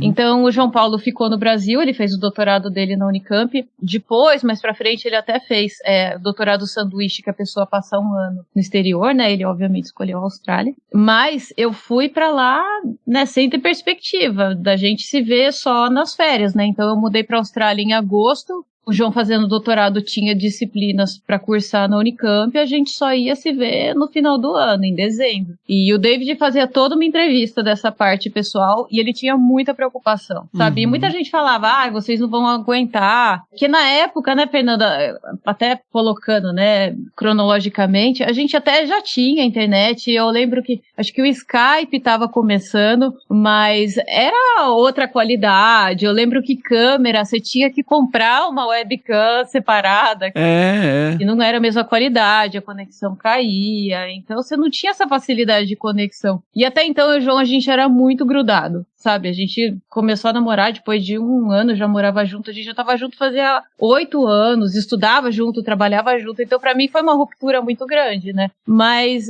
eu não sei, eu acho que pra mim, eu tava tão empolgada com essa parte científica e também era muito segura, sabe, no relacionamento com ele, que eu, claro, tinha saudades e tal, mas principalmente nesses primeiros meses que você tá com tanta coisa nova acontecendo e tanta coisa pra cuidar, eu não tive, assim, um sofrimento quanto muita gente. Inclusive, meu orientador se preocupava com isso, pensou que eu fosse ter, sabe? Então... É muito válido, né, essa questão, porque essas coisas também são cumulativas, né? Não sei se seria a melhor palavra pra usar, porque quando você chega, tudo é novidade, você tá aprendendo como é que é tudo, tá conhecendo as pessoas e tal. E depois de um tempo, vira uma rotina. Independente de onde você esteja no mundo, né? Você vai criar uma rotina. E aí que começa, né? A ter pequenas nuances culturais que a gente, às vezes, não associa no dia a dia, pequenas coisas que, às vezes, a gente acha estranho e tal. E é aquela coisa, né? Que muitas vezes quem tá vendo de fora, ainda mais hoje, né? Nessa era de rede social, ai, nossa, olha lá, tá fazendo pesquisa, tá no mar o tempo todo, tá mergulhando, ai, que sonho, tá na Austrália, olha que lindo e tal, não sei o quê. Mas, na verdade, né? Nem tudo são flores, né?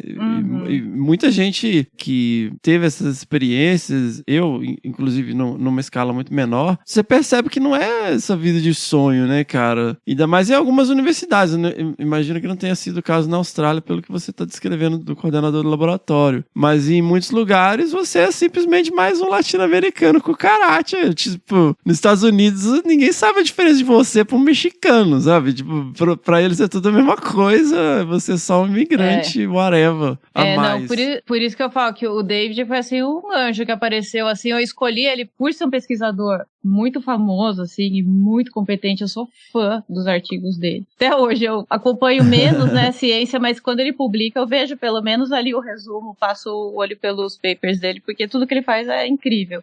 Mas eu achei que eu fosse chegar lá, sabe, fosse tipo um pós-doc dele que fosse me orientar na prática, porque isso acontece muito, né, Fernando? Ainda mais nesses superstars, né? Aqui acontece, até com pessoas muito menos qualificadas, né, na verdade, no mundo todo. E eu tive essa sorte. Agora, por exemplo, quando eu fui para os Estados Unidos, que foi depois do doutorado na Austrália, né, eu passei 2 anos fazendo pós-doc lá, já foi outra vibe, sabe? Porque, primeiro que as pessoas não eram tão receptivas e o americano... Ai, Fernando, eu não sei se foi a minha experiência, mas foi muito difícil para mim, sabe? Porque eles, assim, eu lembro que no dia que eu cheguei, o meu supervisor, né, do laboratório, eu fui como pós-doc, fez um tour comigo, aí me apresentou as pessoas, tal, as pessoas foram super gentis. No dia seguinte, Fernando, eu entrei no corredor, eu falava bom dia, as pessoas não olhavam pra minha cara, sabe? Ou olhavam e não respondiam. Você tá invadindo meu espaço pessoal.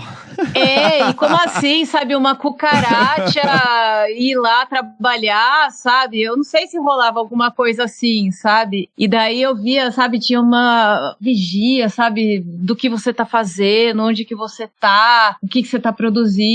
E na Austrália, o David falava, porque quando eu tava no meio do doutorado, o João começou a trabalhar já com essa parte de vídeo e tal, então ele fazia muita gravação da Austrália e quando eu podia, eu encontrava com ele lá e trabalhava de assistente de câmera dele, né, e trabalhava assim, né, filmava o making of pra ele, né, ele filmava os bichos, eu filmava ele filmando os bichos, e eu lembro que eu avisava o David e ele falava, não, você entregando os seus artigos, tudo, não tem problema, pode viajar com o João, só não deixa de entregar os artigos fazendo as coisas certinhas, e eu avisava, ó, David, vou estar fora esse final de semana, você leva pra Tasmânia, na terça-feira eu tô de volta, tal. Ele fala, não, tá tudo ok, você tá dentro do planejamento. Então, tinha uma confiança muito grande. E, nossa, nos Estados Unidos, imagina, sabe? Nem pensava fazer isso. Os outros estudantes eram super, assim, enciumados. O lab manager, né, o gerente do laboratório era uma pessoa também, assim, não sei, sabe? É muito difícil também. Então, eu falo todo o mar de rosas que eu tive nesse sentido na Austrália. E eu acho que justamente por ter sido uma coisa seguida da outra, foi assim um baque muito grande cultural quando eu fui para os Estados Unidos. Como eu falei, não tô generalizando, não tô falando que em todo lugar na Austrália vai ser essa maravilha e dos Estados Unidos vai ser difícil, mas a minha experiência pessoal foi isso. Falei, nossa... Você ficou na Geórgia, né? Eu fiquei na Geórgia. Eu fiquei em Atlanta, né? A faculdade onde eu fui trabalhar era uma faculdade estadual, né? O Georgia Tech. Mas, na prática, eu passava metade do ano nas Ilhas Fiji, que era onde eu fazia o meu campo, né? Trabalhava nos recifes de coral, então eu morava em uma casinha, que era uma estação de pesquisa improvisada, e eu fazia minha pesquisa lá, e depois de 5, 6 meses eu ia pra Geórgia, onde eu escrevia os papers, analisava os dados, fazia essa parte mais burocrática. Mas você ficava naquela ilha maior, né? Em Fiji? Ficava na ilha principal. Que Fiji é o quê? Umas 300 ilhas? Eu acho que é por aí, Fernando. Se eu não me engano, acho que são 300 ilhas, assim, é muita ilha, mas eu ficava ficava na ilha principal, que é onde você tem, né, a capital. Mas assim, foi uma experiência bem diferente, né? Eu morava numa vilazinha, então, apesar de Fiji ser muito turístico, principalmente para australiano, para americano, eles ainda mantiveram muitos dos costumes deles, o que é muito legal. Então, por exemplo, eles ainda usam, é como se fosse um pano amarrado, né? Como se fosse um sarong, só que lá eles chamam de suru, né? Sarong você chama mais na Indonésia. Eu tenho um sarong, eu ganhei de um amigo da Indonésia. Mas eu levo pra campo, eu me enrolo nele às vezes. É super útil.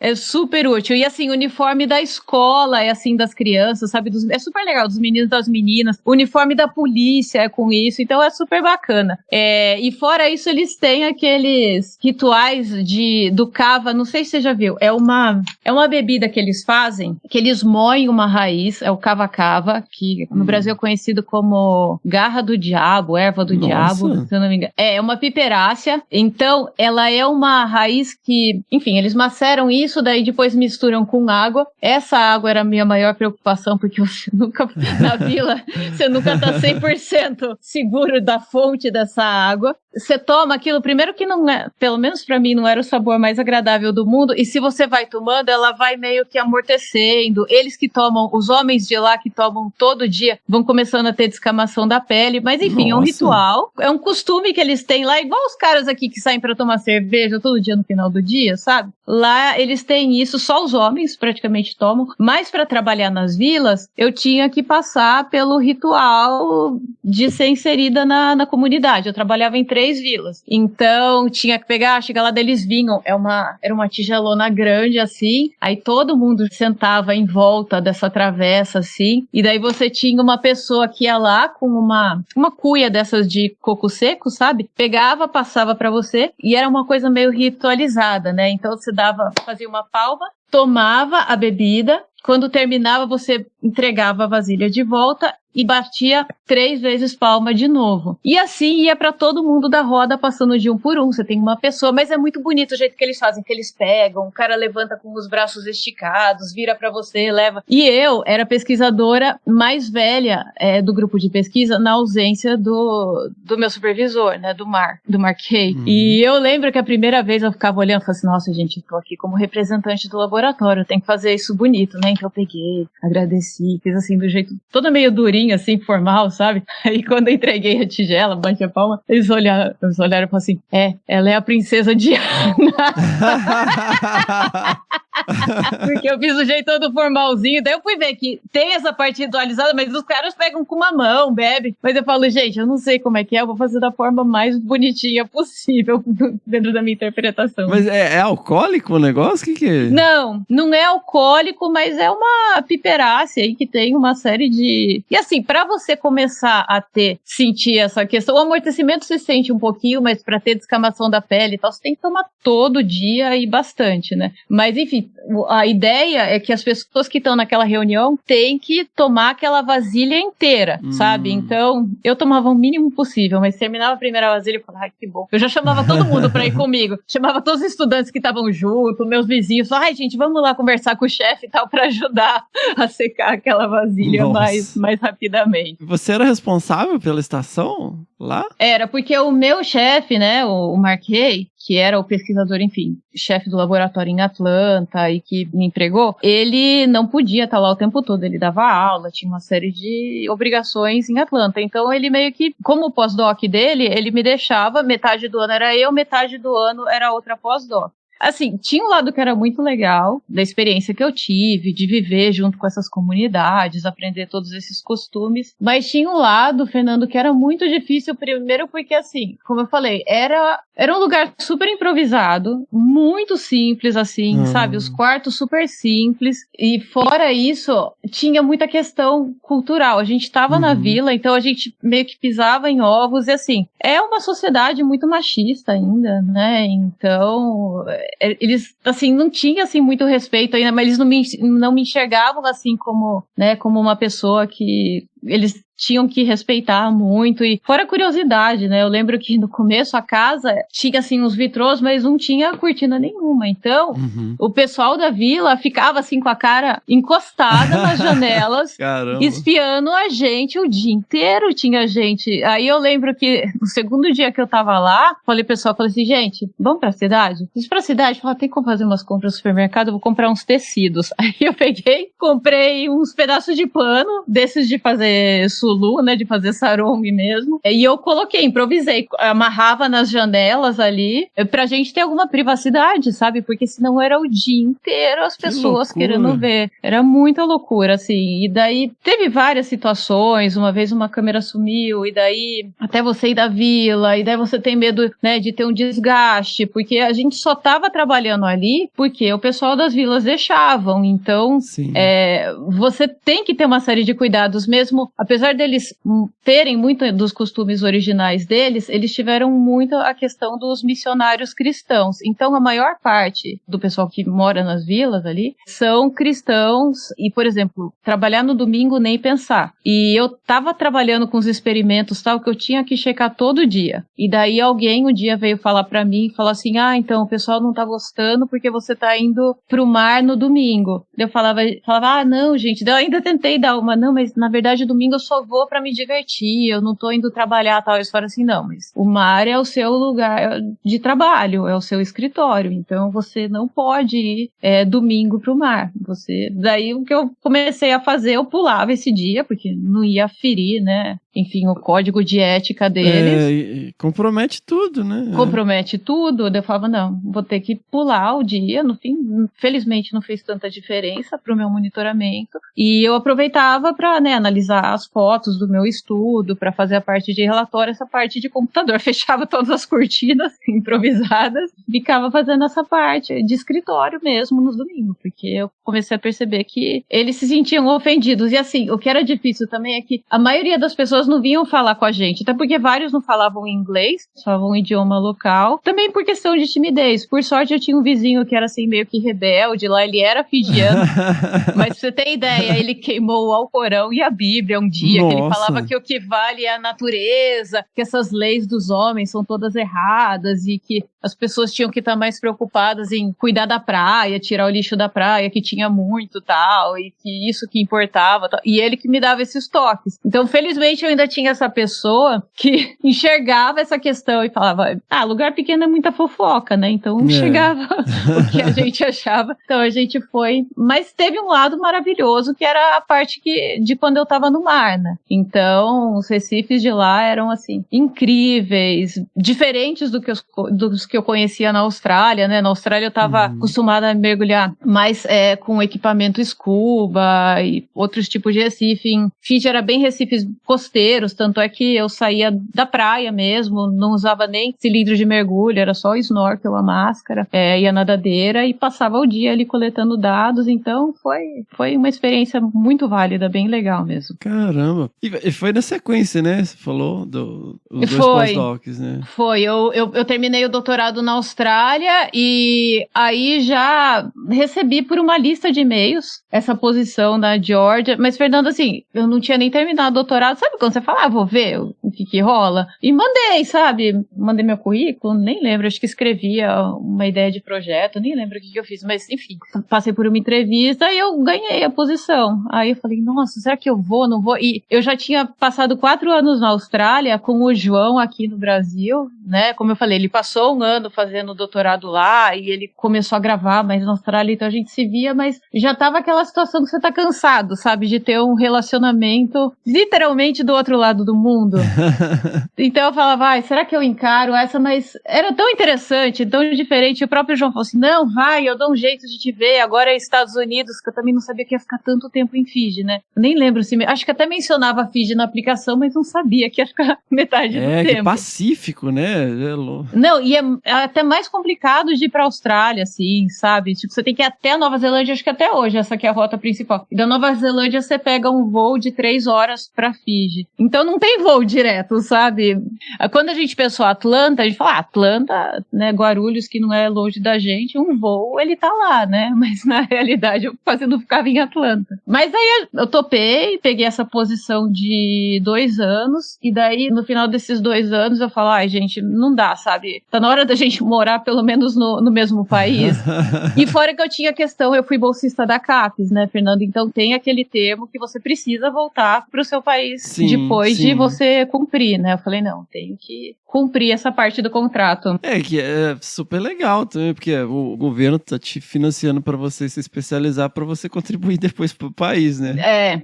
Exato, né? Eu lembro que até eu fiquei um pouco assim, como é que eu vou fazer esse pós-doc fora na sequência, né? Mas o que acontece é que, e isso eu expliquei pra CAPES, que logo que eu terminei o doutorado na Austrália, primeiro que a gente não tinha defesa de tese. Então você mandava a tese por revisão por pares. Então, por exemplo, eu terminei em agosto de um ano, o meu doutor, em julho, eu só fui ter o diploma de doutorado em fevereiro do ano seguinte. E fora isso, tinha todo o processo para revalidar meu diploma de doutorado no Brasil, que não é automático. Você não chega no Brasil com o diploma embaixo do braço, você é doutor. Então eu falo, gente, eu não posso trabalhar como pesquisadora doutora no Brasil. E daí eu consegui fazer essa negociação, mas depois voltei e agora eu tô muito mais tempo no Brasil do que o tempo que eu passei fora. Você teve choque de realidade, não? Quando você voltou?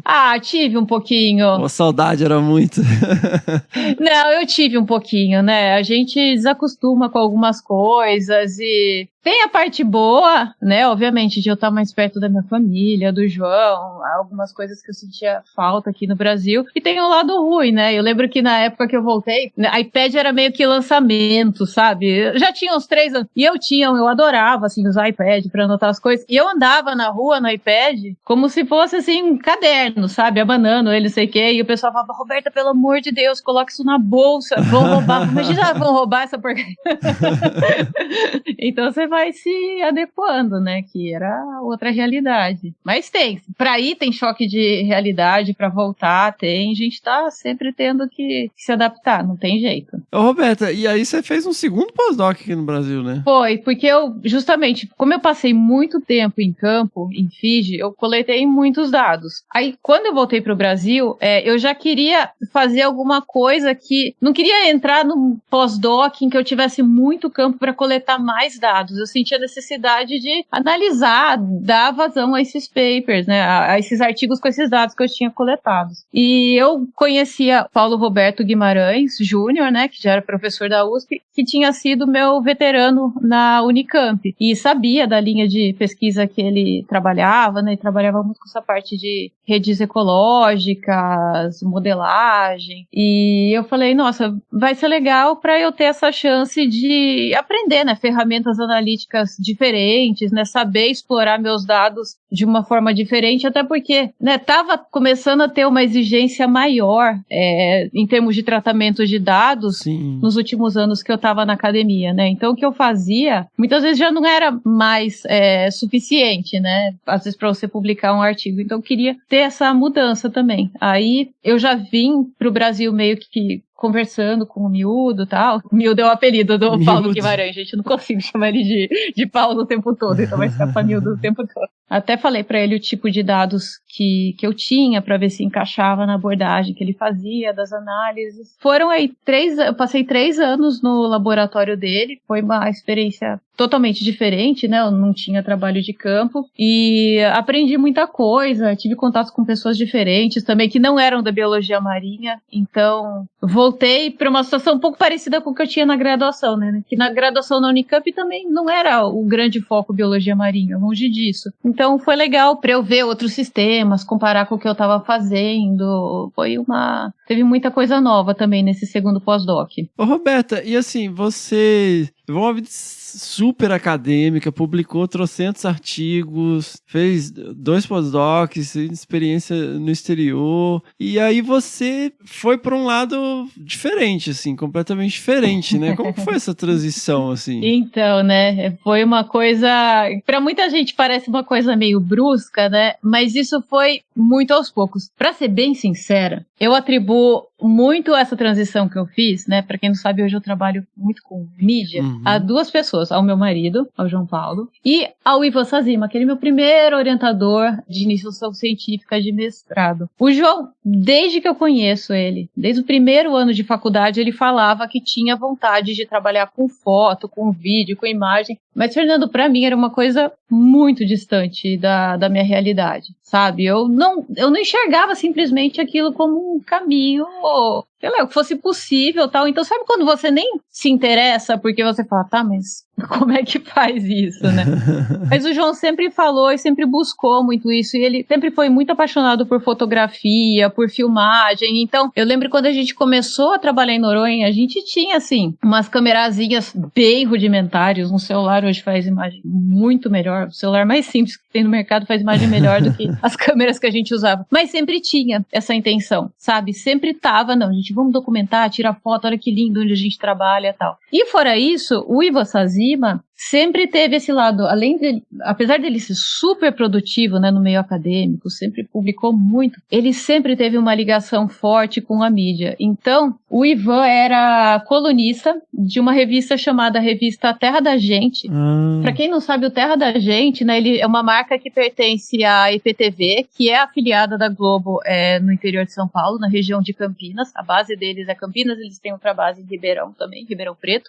E o Ivan era colunista, ele fazia uma coluna super legal, acho que chamava Quase Desconhecidos, em que ele trazia histórias de bichos da fauna do Brasil, mas ou bichos e plantas também, que a mulher do Ivan é botânica. E mostrando um comportamento inusitado que praticamente ninguém conhecia no Brasil, né? E um dia, ele conversando com o editor da revista, que era, só deixar isso claro, tinha tanto a revista quanto a parte de TV. Na verdade, a TV começou antes, né? E um dia ele conversando com o editor lá da revista, da TV, ele comentou que tinha um grupo de pesquisa, isso na época do meu mestrado, que estava trabalhando com peixes e tal, e o cara achou sensacional, ainda mais quando ficou sabendo que era em Noronha, né? Aí ele falou assim, o que você acha da gente fazer um episódio do Terra da Gente, né, sobre as pesquisas de vocês? E a gente já tinha, como a gente tinha câmera e tal, a gente já tinha muita filmagem, sabe, de comportamentos de peixe, um peixe limpando o outro, camarão limpando o peixe,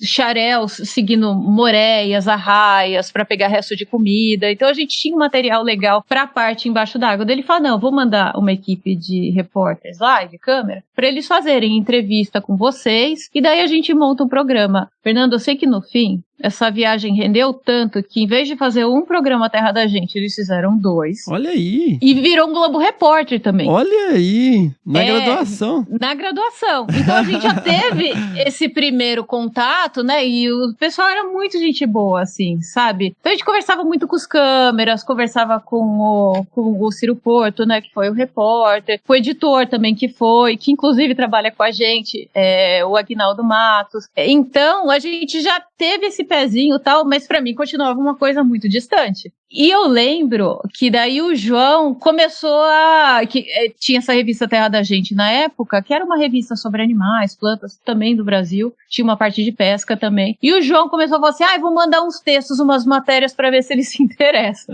Que na época enfim, as nossas viagens de campo e tal, a gente via umas coisas diferentes. E eles publicavam as matérias do João, as fotos do João, então o João já foi colocando o pezinho lá. A gente acabou publicando um livro pra editora Terra da Gente, com as histórias que a gente estudou em Fernando de Noronha, né, os comportamentos dos peixes, dos outros animais. Fora isso, quando eu tava na Austrália, o João escreveu pra eles, tem que ter a cara de pau, é uma coisa que eu nunca faria, falando, olha, a gente tá aqui na Austrália, por que vocês não vêm aqui fazer um Globo Repórter sobre o Nordeste da Austrália, que era onde eu morava, tem a Grande Barreira, tem as florestas também, tem os cangurus, tem um monte de coisa, os ornitorrincos, tem muita coisa legal, e daí vocês ficam aqui em casa, era minha casa, né, vocês ficam aqui em casa.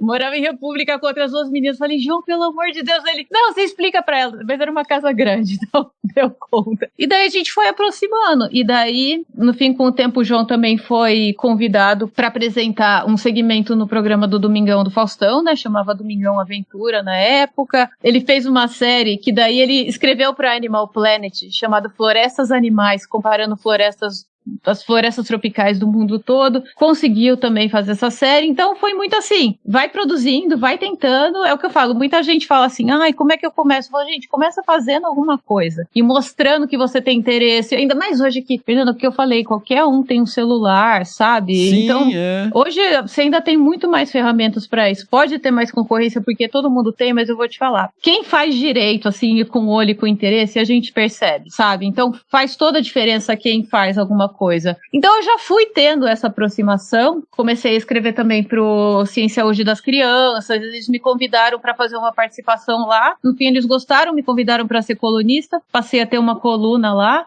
e é uma coisa muito engraçada, Fernando, porque assim, eu sempre fui uma pessoa muito introvertida, mas eu sempre gostei de falar em público. Olha aí. Desde assim, de colégio, eu acho que eu era tímida, mas eu falava, não, isso é uma coisa importante, eu tenho que saber fazer. Então, sempre que tinha assim, trabalho de escola, quem apresenta? Eu levantava a mão. Sou eu, quem não sei o quê? Eu levantava a mão. Porque eu falava assim, não, eu tenho que saber fazer isso, porque eu enxergava como uma habilidade muito importante. E no começo todo mundo, nossa, como você gosta, né? Eu falava, gostava porcaria nenhuma, tava suando frio por dentro. Mas eu falo, eu só vou perder esse medo se eu praticar.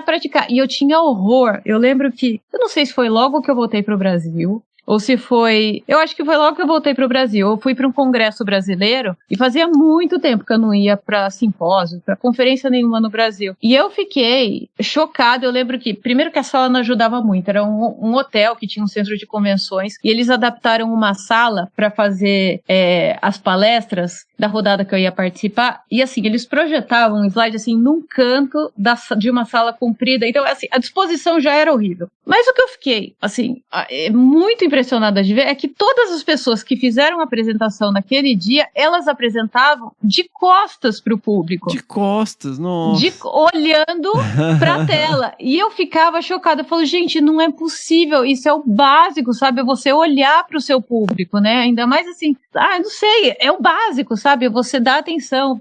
E as pessoas falavam muito baixo, não sei o quê. E isso sempre foi uma coisa que me incomodou, sabe? Sempre que tinha participação em congresso, eu via aquilo como um compromisso e uma oportunidade muito grande, sabe? Eu falo, ainda mais se era apresentação oral, eu falo, nossa, eu tenho que ganhar meu público, eu tenho que vender meu peixe, literalmente no meu caso, nesse, sei lá, 5 minutos, 10 minutos, meia hora que eu tenho. Então eu sempre gostei muito dessa parte de apresentação mesmo, sempre prezei muito por isso. Tanto a parte estética da apresentação em si, como da minha fala, do meu conteúdo, tudo, né? E daí, o João, eu já tinha tido todas essas aproximações, então gostava muito, e fora isso, ajudava já o João, né, a pesquisar a pauta pro Domingão do Faustão, ajudava já a agendar as coisas, né, entrar em contato isso que é o negócio, você tem que entender um pouco de biologia, você tem que falar inglês, porque ele gravava no mundo inteiro e tal, então tinha uma série de habilidades que é difícil você pegar uma pessoa para trabalhar do nada, e o João começou a não dar conta sozinho. E quando eu terminei o meu segundo pós-doc, eu também já estava assim, bem mexida, porque tinha muita coisa que eu queria ajudar o João. Eu gostava muito também. E eu falava assim, gente, eu preciso tirar um pouco essa sobrecarga do João. Eu falei, não, eu vou ficar 6 meses fora do meio acadêmico e vou trabalhar na íntegra com o João. Depois desses meses eu volto. Nunca mais voltei. Tem quanto tempo já? Nossa, não sei, acho que deve fazer o quê? Acho que quase 10 anos, acho que tem uns 8 anos que eu saí. E é engraçado porque assim, eu achava que eu fosse voltar porque eu não fosse ter muito serviço pra mim. E o João fala, não, se tivesse mais 2 Robertas, tinha serviço ainda. Porque aí que acontece, antes o nosso serviço era 100% pro Domingão do Faustão, pra Rede Globo. Mas isso surgiu assim, um contato? Foi, o João teve quando eu tava na Austrália ainda, o João teve um convite pra gravar um teste, porque já existia o quadro, e quem apresentava era o Laurence Uaba na época. E eles queriam mais apresentadores. Daí teve um contato com o João, como a gente já tinha aparecido, né? Em vários Terras da Gente, Globo Repórter e tal. Teve um pedido pro João gravar fazer um teste para apresentar o quadro. Aí eu lembro que na época a gente tava indo pra Komodo. A gente tava indo pela primeira vez pra Indonésia e a gente ia passar por Komodo. E daí o João propôs para ele, o que vocês acham então de apresentar uma matéria sobre dragão de Komodo? Dragão de Komodo é bom porque só o nome você já vende a matéria.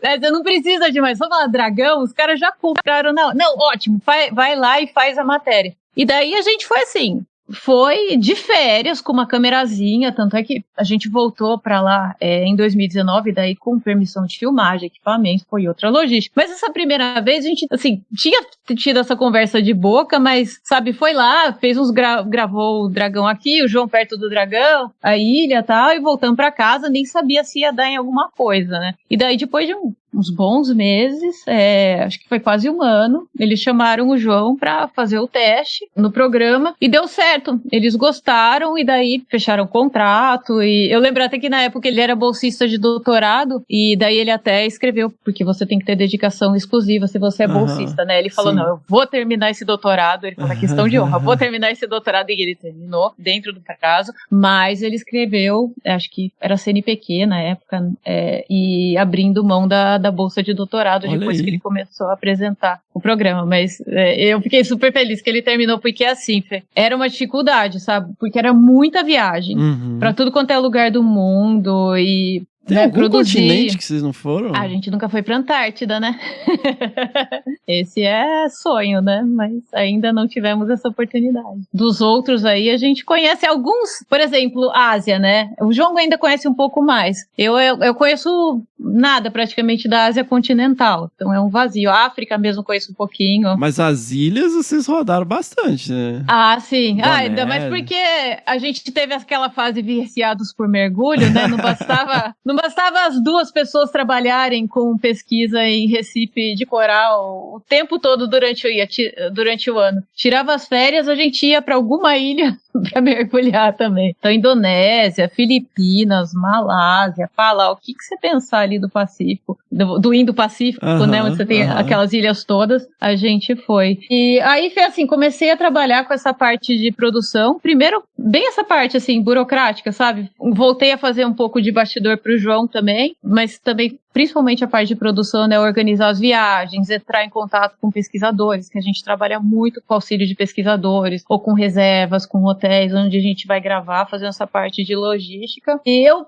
comecei a ir mais também, daí nas reuniões na Globo também, né, porque como eu comecei a participar dessa parte de criação, tal, do quadro, eu participava. E tinha um diretor lá, né, que sempre vinha conversar comigo, que era o Jaime Praça, hoje ele tá aposentado, mas ele trabalhou com o Faustão, assim, por décadas, e ele sempre vinha conversar comigo, perguntar aquelas coisas de curiosidade, né? O que você faz, que não vai? E daí ele falava, essa daí, ela manja mais de biologia do que você, João, não sei o que, mas aquelas coisas. Ele sempre foi muito simpático, mas assim, na minha cabeça, era uma pessoa sendo gentil pra não ficar avulsa, sabe? Porque eu era um estranho no ninho, ainda mais nerd, né? Acadêmica, vindo, não sei o que e tal. E um dia, tava numa dessas reuniões, tal, ele perguntou, felizmente, tava só eu e o João, ele, assim, acho que tava na hora do cafezinho, assim, ele disparou, assim, a queimar a roupa, assim, e aí, você não pensa em trabalhar em televisão, não? E apresentar? Fernando, eu nem lembro que eu respondi, mas eu lembro que eu dei uma gaguejada e eu desviei do assunto, tal, aí ele, não, você tem voz boa, e você tem presença boa, tal, tinha que pensar nisso, não sei o que e tal, e ficou no ar. E daí, eu lembro que depois, quando chegou em casa, o João falou assim, e aí? Eu falei assim, não, vou deixar quieto. Ele, não, mas qual que é a sua ideia? Eu falei, João, sabe que eu tenho medo de... Primeiro que assim, eu tinha vontade, eu não vou mentir que não, mas eu não sabia se eu ia dar conta. E o meu maior medo é que era assim, o João já trabalhava lá há muito tempo. O João ia muito bem. Tinha, assim, um feedback muito bom, assim, dos resultados dele. E eu tinha medo de eu ir, ser um fracasso. E daí comprometer o João também. Ou de parecer, que poderia ser pior ainda, que o João estava tentando empurrar a mulher dele para trabalhar com isso, sabe? Eu tinha medo de cair nessas duas situações, principalmente. Então, basicamente, comprometer o trabalho do João. E daí fui deixando. Passou, sei lá, eu acho que um ano, nem sei direito. Tava numa dessas reuniões e o Faustão, que tava na reunião, pegou assim, uma hora que tava no intervalo, e falou assim, ô Roberta, você vai apresentar o quadro. Eu falei, Ele, não, eu quero que você tente, eu quero que você faça uma apresentação no quadro pra gente, a gente precisa de uma mulher também, é super importante, né, pra não mostrar que a gente só teve apresentadores homens no Domingão Aventura, e você já conhece o esquema do quadro, já sabe como é que é o funcionamento, então eu quero que você participe. Aí o Faustão chamando, não ia falar não, né? Mas assim, Fernando, o que foi legal, ele teve muita sensibilidade, ainda mais, ele conhecia meu histórico, sabia que tinha morado fora, que era muito no meio acadêmico. Ele era muito safo também de apresentar. Em quantas situações ele já não teve que lidar também, né? Muito safo. Sim, mas assim, ele teve muita delicadeza de esperar, então eu fiz todo um treinamento com um treinador vocal, para eu melhorar minha voz, eu fui atrás de uma fonoaudióloga também, e no fim, ela foi muito melhor que fonoaudióloga, que ela me dava, assim, questão de postura, sabe? Toda a parte de linguagem corporal, ela me ajuda até hoje. Agora faz um tempo que eu não tenho consulta com ela, mas até metade do ano passado eu ainda tinha. Eu fiz todo um preparo e, assim, eles me deixaram escolher a matéria, e eu lembro que até a gente tinha, na época os apresentadores eram o João e o Christian, e eu ia começar. E eu lembro que tinha lá uma série de matérias que ia apresentar, e daí tinha lá o cachorro que dança, os rinocerontes, pra mostrar aquele pessoal que faz guarda-costas de rinoceronte na África, e outras matérias. E daí eu tava escalada pra fazer o cachorro que dança. E daí o João teve uma sacada, que o João falou assim, gente, aí é sacanagem. Ele falou, porque vocês querem uma mulher que apresente o quadro, mas eu e o Christian mostrando os bichos grandes, selvagens, perigosos, e a Roberta vai com o cachorrinho que dança. Eu falo, daí é um tiro no pé também, né? Mas assim, eu acho que eles só colocaram os nomes ali, sabe? Aí a gente trocou. O João foi gravar o cachorro que dança na Itália.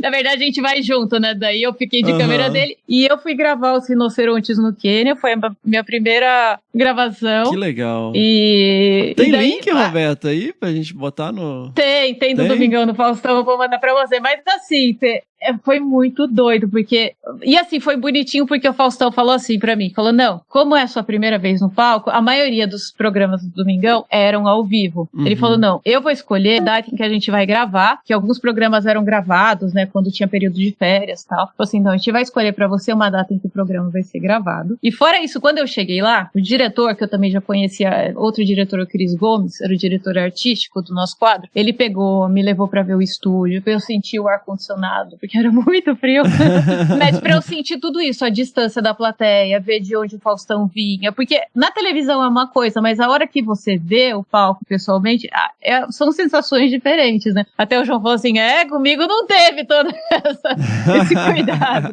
Eles foram muito cuidadosos, mas mesmo assim, aquela primeira vez, é muito engraçado, porque eu não fiquei nem nervosa, mas eu fiquei num estado, é difícil saber, porque assim, eu não bebo, não uso químicos pesados, tal. Mas assim, eu fiquei, pra ter um comparativo, mas eu fiquei num estado que eu olhava, aí eu olhava o Faustão aqui do meu lado, aí eu olhava, né, a plateia. Sabe quando você tá assim, bem achando que você tá sonhando? Mas eu só tenho que agradecer pelo, assim, Faustão veio e ficou pertinho de mim o tempo todo. Hoje fica cada um no seu canto, ele pega, vai pra lá. Mas o primeiro dia ele veio, me abraçou, ficou do meu lado segurando minha mão, sabe? Então teve um carinho, um cuidado, assim, que daí me deu motivação de seguir. Claro que tem aquela, quando você sai do palco, você fala, nossa, podia ter falado aquilo, podia ter falado a outra coisa. Quando cheguei em casa, comecei a chorar, foi horrível, não sei o quê. Aí quando eu assisti, gostei. Hoje eu nem gosto de rever, né? Mas, enfim, para uma primeira experiência, eu falei, até que não foi tão mal assim como eu achei que tinha sido, né? Que você fica remoendo aquilo, é horrível, né? Mas que legal, né, cara? Mas pensa na importância, né? Na divulgação, né? Do acesso. Porque, cara, nada... A gente tem esse projeto aqui de divulgação científica, se juntar tudo que a gente fez até hoje, não chegar aos pés de uma aparição no Faustão, né, cara? Olha o alcance disso pras tias cotinhas do Brasil.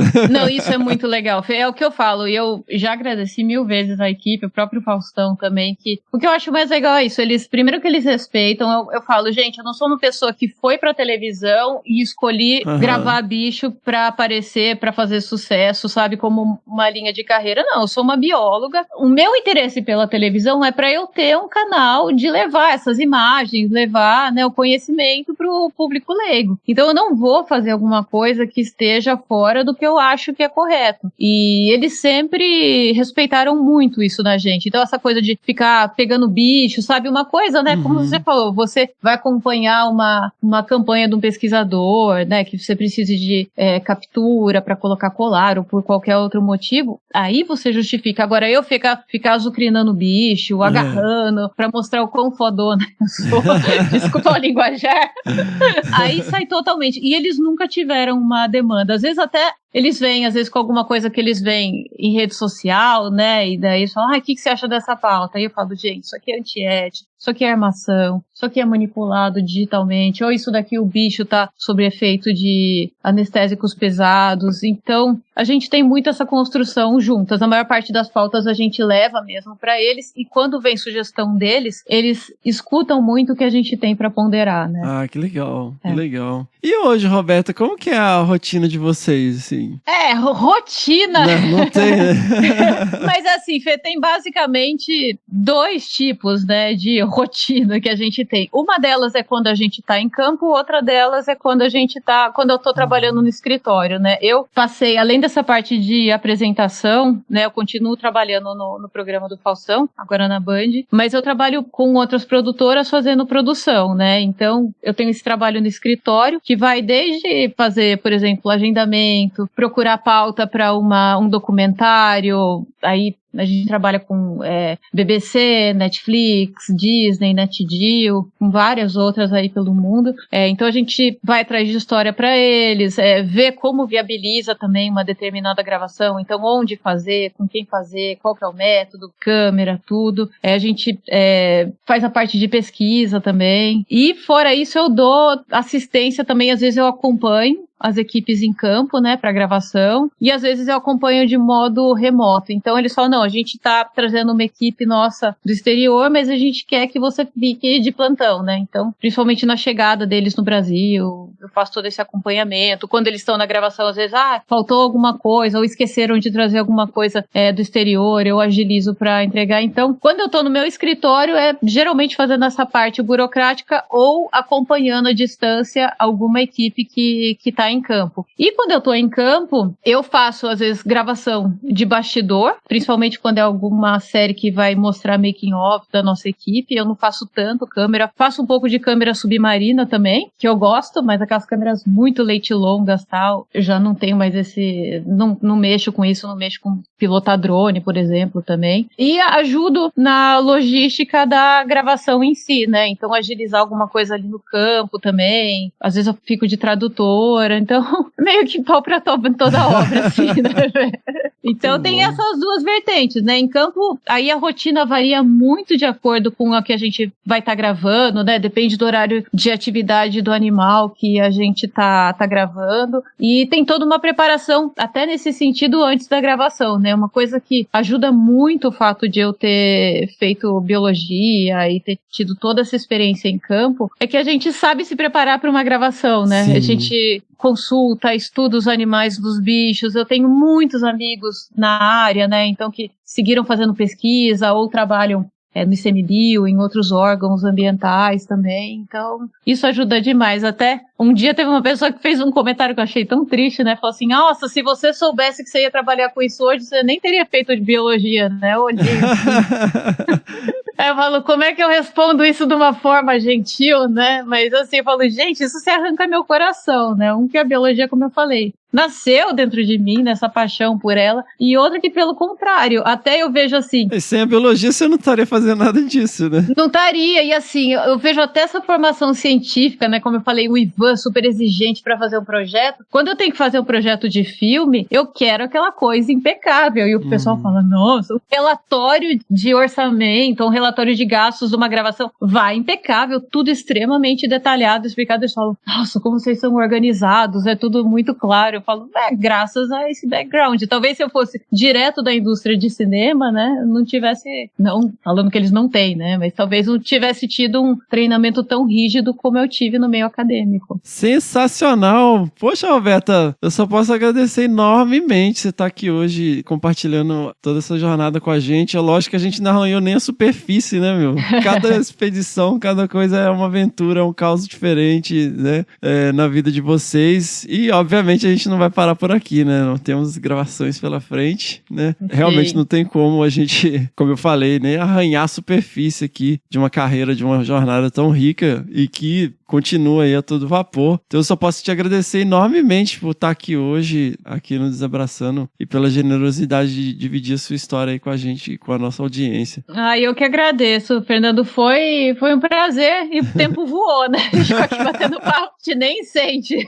Que legal. Espero que eu gosto de falar, né? Igual eu falei, eu sou uma introvertida que aprendeu a falar, né? Então espero que eu não tenha falado demais. Que eu não dê muito trabalho aí pro senhorar. Muito bom, Roberta. Obrigado, querida. E nos vemos na próxima, né? Que haverão próximas. Muito obrigada e até muito em breve. Seguimos! Nekasa TVS, Panteram Tuan Ipsan S.